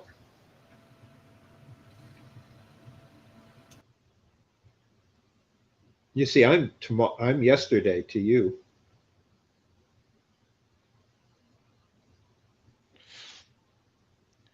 You're yesterday to me as well.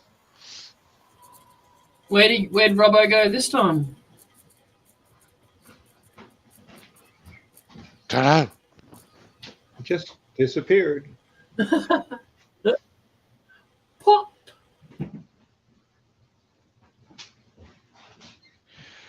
Just keep doing what you're doing, Jay. You're doing well. Just remember to keep pivoting that handle.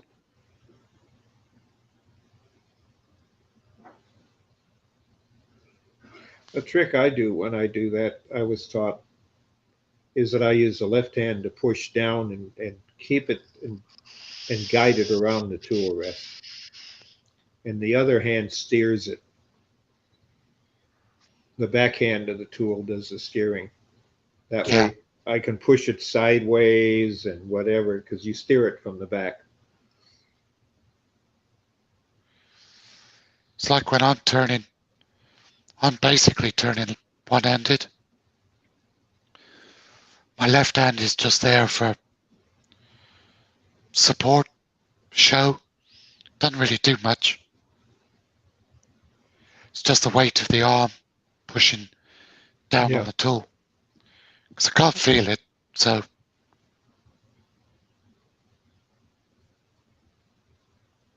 You see, my grandfather, well, two great grandfathers back to the potato famine period, hi Bailey. from Ireland and Scotland. My family is both Irish and Scottish. That's why we can't get along with each other. At least that's been the family joke. But Hi Eva. they went to school through the Masonic Lodge. That's what, when they came to the States, they migrated to Canada and they were Masons. And they went to the school just to learn a trade. They got their son into it. My 5-time great grandparent got them Right. going to the trade school, and they learned wood turning and woodworking, and they started at age 8. And it was an apprenticeship and stayed until they were 18. And then they were put out to work with a group, doing work in the community, or the lodge hall is what they called it in English. And when the potato famine hit, they had trades and they decided to leave. And there were 4 brothers, and they went to Canada, and then migrated 2 of them down to the States. Okay. And the one I've learned with, he did nothing but wood turning for big theaters, and his father came here to do the fancy work that was in the old time movie and vaudeville theaters, the spiral work, and also in the lodge halls, because the decorations were similar. And that's all they ever did. Is the two of them worked and did nothing but it. They worked on the Masonic Temple in D.C., which is one of the fanciest ones around. They did repair work there. So it was like when I walked into his shop, I had to swear on the Bible I wouldn't tell anybody the trade secrets, the tricks, and every the same oath. And it wasn't in English, but I had to repeat it every day with my hand on the Bible when I entered his shop that I wouldn't tell anybody Yeah. because they were lodge secrets.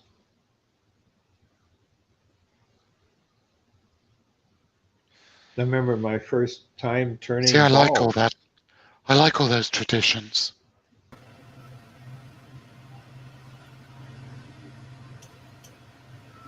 I do too.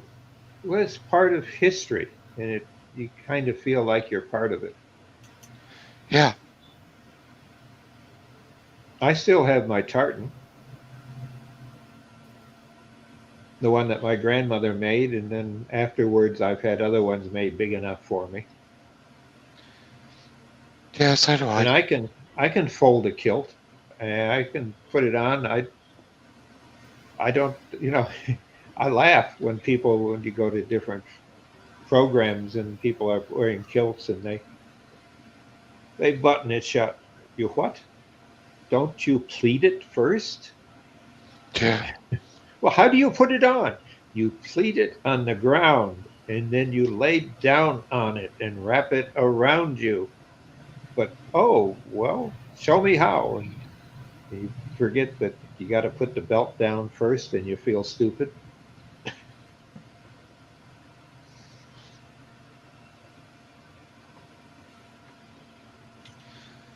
I like wearing my kilt.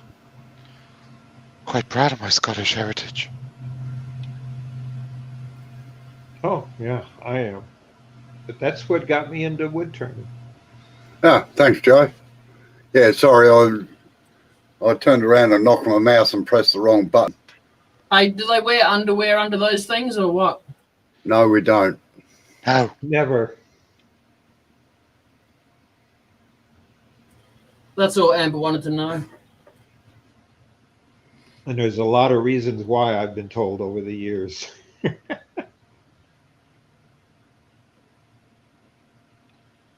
Yes, I have never a Robertson tartan kilt.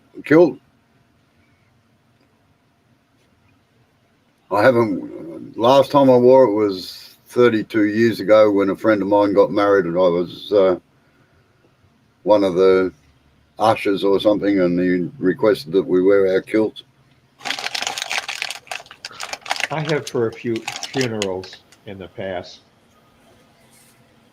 I've got Yeah, it see you later. sealed See in you a later, plastic. Eva. So, sorry, I was off when you came on. Bye, Eva. Hello, Eva, and Hello, Bill. bye. I Bye, guess. Eva. So what I'm experiencing at the moment is a lot of vibration, and I'm guessing that's because of how far the tool is off the rest. Yes. Now it's just bouncing in the grain, like in between the grain it's cutting, but on the actual grain itself it's just leaving a ripple. So I'm going to Rightio. try Now, to knock it out go. with this. No. Don't put that in there. It'll just jam. Now, sharpen your negative rake scraper, Yeah. and you've got to have a touch like an angel's kiss, Guess and what? just general rub down there. I know that's going to be hard for you to do, but that's what you needed. I've been trying that, and I've sharpened it, but I'll sharpen right. it again just for you. Well, come from the top down to the bottom. Oh yeah. All right. A negative rake scraper can move either way. All right. I'll let you get back to your food. No, I'm gutsing on mint leaves at the moment.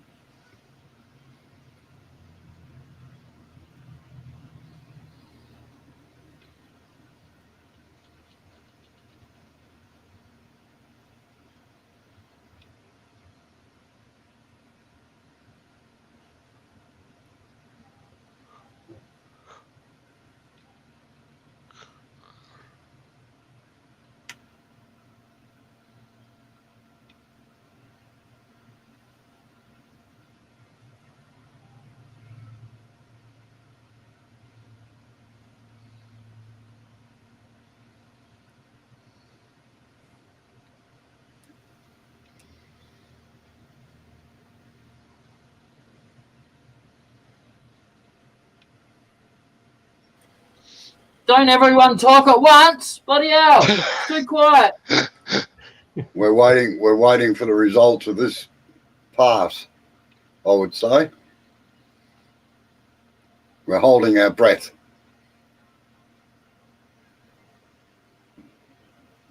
A countdown.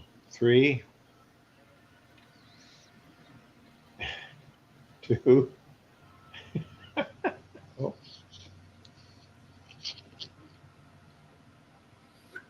Make sure you angle the tool out towards the back with the handle. That's it. Now, very, very light. So you hit the high spots and not the low spots. Right, switch it off and have a look now.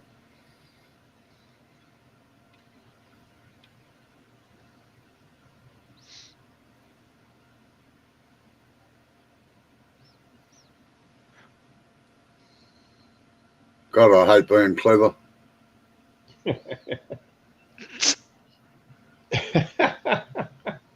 kids.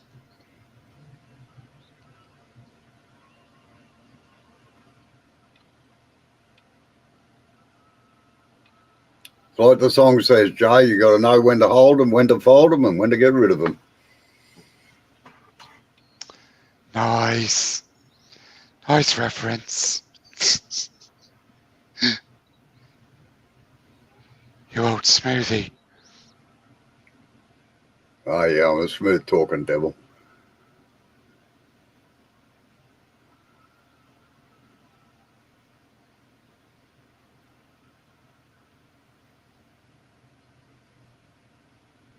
No, it's basically the same theory as a grater blade working along a corrugated road.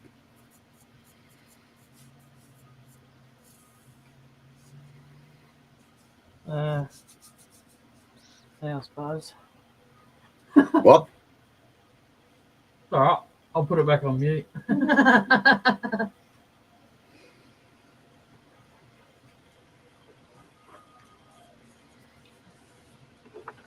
I think I'm gonna have to do it with the skew this bit here though, because it drops after here. It drops in a little bit, but not much. Well, all right, get a pencil. Yeah.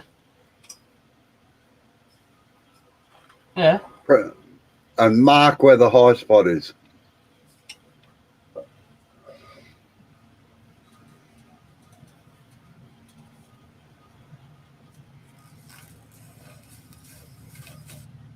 That's a good Yeah. pencil, isn't it? Yeah. That worked real well.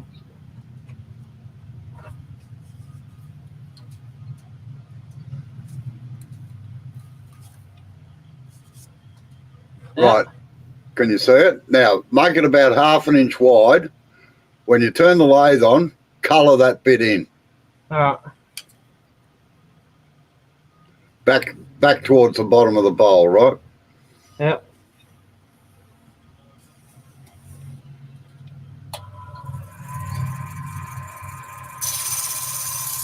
This is about the only time I ever use a carpenter's pencil.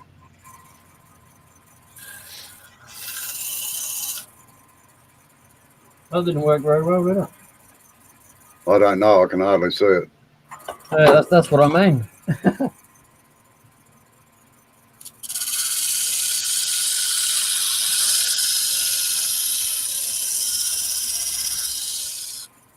Right. Now, get your negative rake scraper and just take the grey off, all right? Yeah. Just work nice and gently on it. Oh, fucking hell. What's the matter now?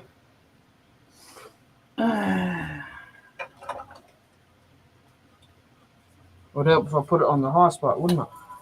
Well, it probably would. I was going to say it looks like it's too far down the bowl, but that doesn't matter. Right. Now what you've got to do is leave part of that grey at the bottom of the bowl and take the heavy line off and just work nice and gently.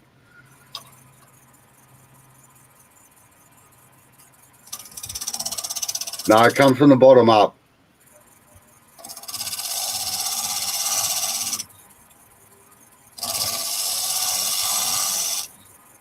Whenever you got a high spot, you always try to work from the highest down to the lowest, not the other way around.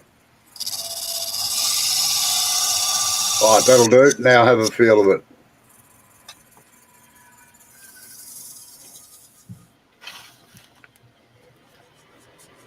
Nearly there. Right?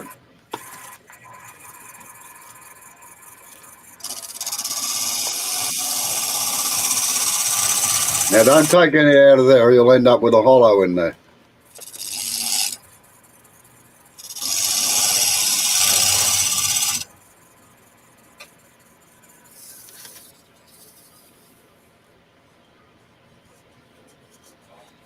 It's a bit better. It's getting there. Yeah, right. Well, just colour it in again and do it again. I can see where it is now. Okay.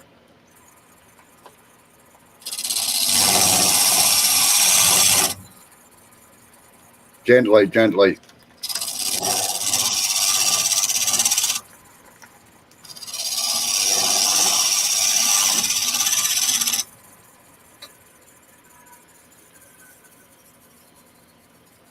Caress it, don't thump it. Stroke it. That's it.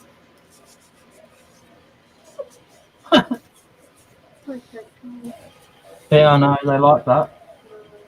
Thought the cricket men would talk dirty. What's she saying? We probably don't want to know. She said, I thought the cricket commentators talk dirty.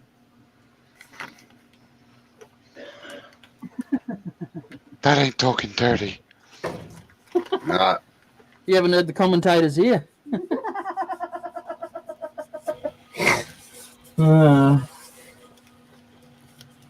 It's taken a long time to get for cricket not to be a men's club, you know. Now that there's women's cricket. What? Women playing cricket? Yeah, And I tell you what, some of them are bloody good too. yeah. Give the men They a are. run for their money. Yeah, I know. No, they went around to netball clubs and volleyball teams and poached a whole heap of people so they could start the whole league here. You'll be telling me they play rugby next. No, but they play Australian rules football. And Yeah. hockey. My granddaughters are right into that. They play football too. Yeah.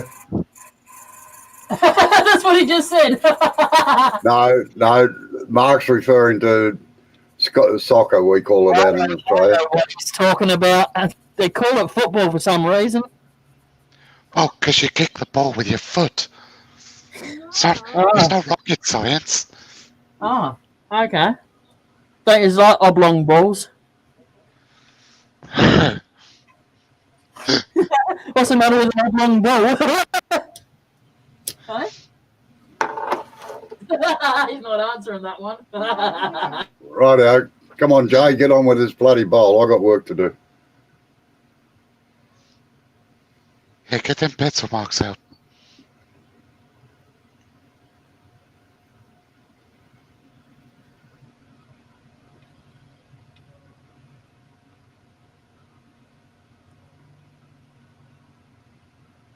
Now, generally what happens is people get more confident as they get towards the outside, and that's what causes the high spots, because they take more out. You've got to keep an even cut all the way up it. That black line should be just about gone by now. So follow through onto that. And don't go too heavy in there. Just blend it all in.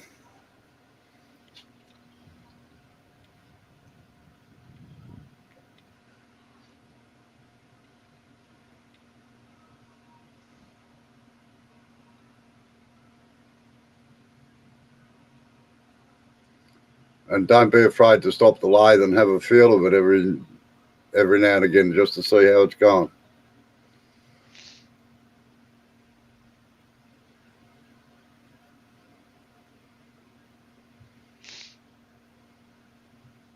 you'll probably find that you move the high spot down towards that black line a little bit now.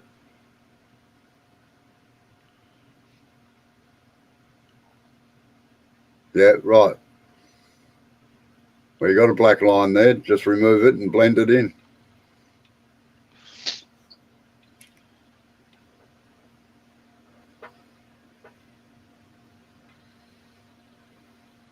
No, don't take any more out of this side towards the out of the thing unless you're going to take a lot out of it, because you'll end up with a hollow there.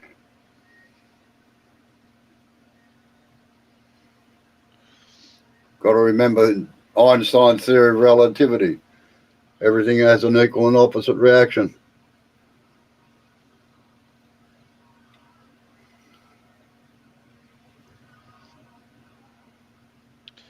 You've also got to remember not to make the inside diameter bigger than the outside diameter. That's a basic law of physics. That's right. Yeah. It's basic rule of bolt turning. Yeah. When you get to string theory, that screws it all up, because in string theory, the outside can be Can't still be any the side. inside. Yeah.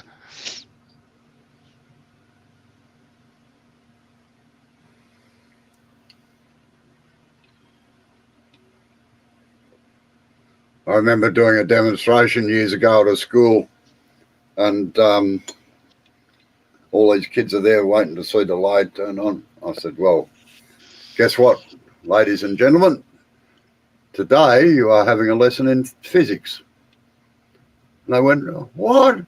We're here to see wood turning. I said, well, what do you think wood turning is? I said, you lot think that the time you're spending at school is a waste of time. I said, but physics and maths govern everything you do. That's the problem with a lot of education. They don't intermix the practical side so people can understand the need. Yeah. I must admit, while I was studying geometry, I'd have laughed if they said that you're going to use it every day in your life shortly. There would be hardly a day goes by that I don't use geometry in some form or other, even if it's just to find the center of a circle. But you know, some of the young kids today in their early teens, depending upon the school they go to around here, is that that's taught all the time, but they don't call it that. It's just part of math that's used like for programming. Yeah. For CNC, or programming a flight path into a helicopter that you have to write the code to make it go out and do something and come back, because that's what these kids are interested in. So that's what teachers are being creative, and they just call it something different. In Australia, we call that a boomerang. And if it doesn't if it doesn't come back, it's a stick. Yes. I used to be able to throw one and make it come back, but I'll tell you, I've lost quite a few of them. We had a club in Fairbanks, Alaska, a bunch of Australians that were up there as engineers on the pipeline. And they had their own community, and I loved hanging out with them, because when they said they wanted a middy of beer, they meant a gallon pitcher. And then you'd serve it at the table, and the comment was, what's this deformation on the side of the pitcher? It's supposed on the side of the mug. Well, that's the spout. I'm not a baby. I don't need a spout to find my mouth. Oh. But they used to import. The pipeline company with Alyeska would bring in Australian beer and German beer and have it in their camps. In the rec centers, when you couldn't drink while you worked for the 6 weeks that you were working, no alcohol. But then you had 2 weeks that you could go anywhere to an R&R camp, and it was virtually anywhere. I mean, you could fly to Paris or to London or to Japan on their own planes for your R&R, rest and relaxation. And the favorite place was Oktoberfest. I made it one year with a gang. There, Oh, you the don't old- remember what day of the week it is. Yeah. Yeah.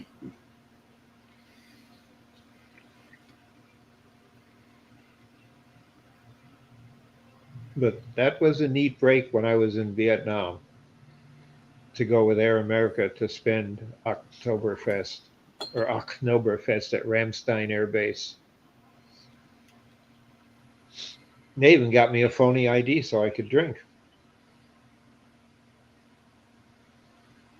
I've been in Australia and worked that one out too. Well, in Australia, I had no problem drinking on the base we were at, the center, because it was just for that purpose. So we had a place that we could talk about what we did, and we knew it would be kept secure, and everybody there had security clearances. Right, how's that going, Jay?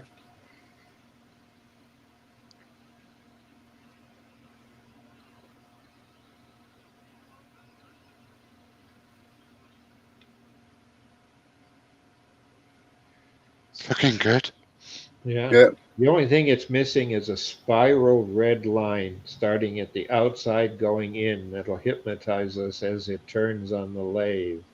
Yeah. Look into my bowl. Sounds like it's done that already. Look deep into my bowl. Because it's got the rings now, but they don't connect. But with the video the way it is, you don't want to stare into it. You go into a trance. With the frame drop the way it is. Now, how's it feeling, Jay? It's hurting my hand doing it, holding the tool like that. Let's Yeah, just put it that way. I must admit it's unnatural, but it's the only way to prevent any accidents.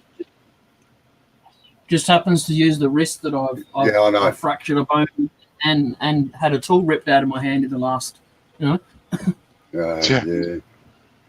No, it's really sore right in there, like right where the fractured bone is. It's like there's no wife. She's like, yeah. Just harden up and get on with it. Oh, shut up. Suck it up, Buttercup. Go do your job. It's done. It's done. Right. Now, you got it all smoothed out? Yeah, it's all smoothed out. Look at that. Wow. That's pretty cool. Yeah. That's good. Yeah. Yeah. You've done That's well it. on that, Amber. Thanks. Nice one. Andy Purr.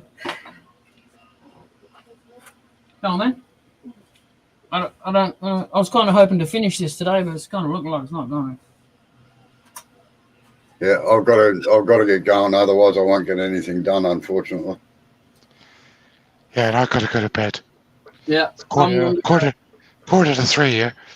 Thanks Yeah. for having me in again. All right. No, thanks for coming in, Mark. That's right, buddy. Anytime. Anytime I'm awake. Yeah. Oh no, you have to get up. Yeah. I'm supposed to go to bed 2 hours ago. Right, it's All nice right. talking to you. Yeah. See you you See later. you, See you later. see you all later. Bye Yeah. bye.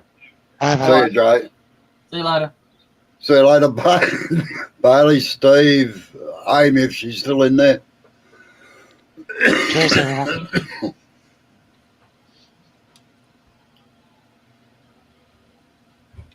All right, I'm going to knock her All on the head. And Hodge. Sorry, Hodge. Thanks for coming in, everyone. Take it easy. Have a good one. Same bat time, same bat channel. Might actually get the poll tomorrow. All right. See you later.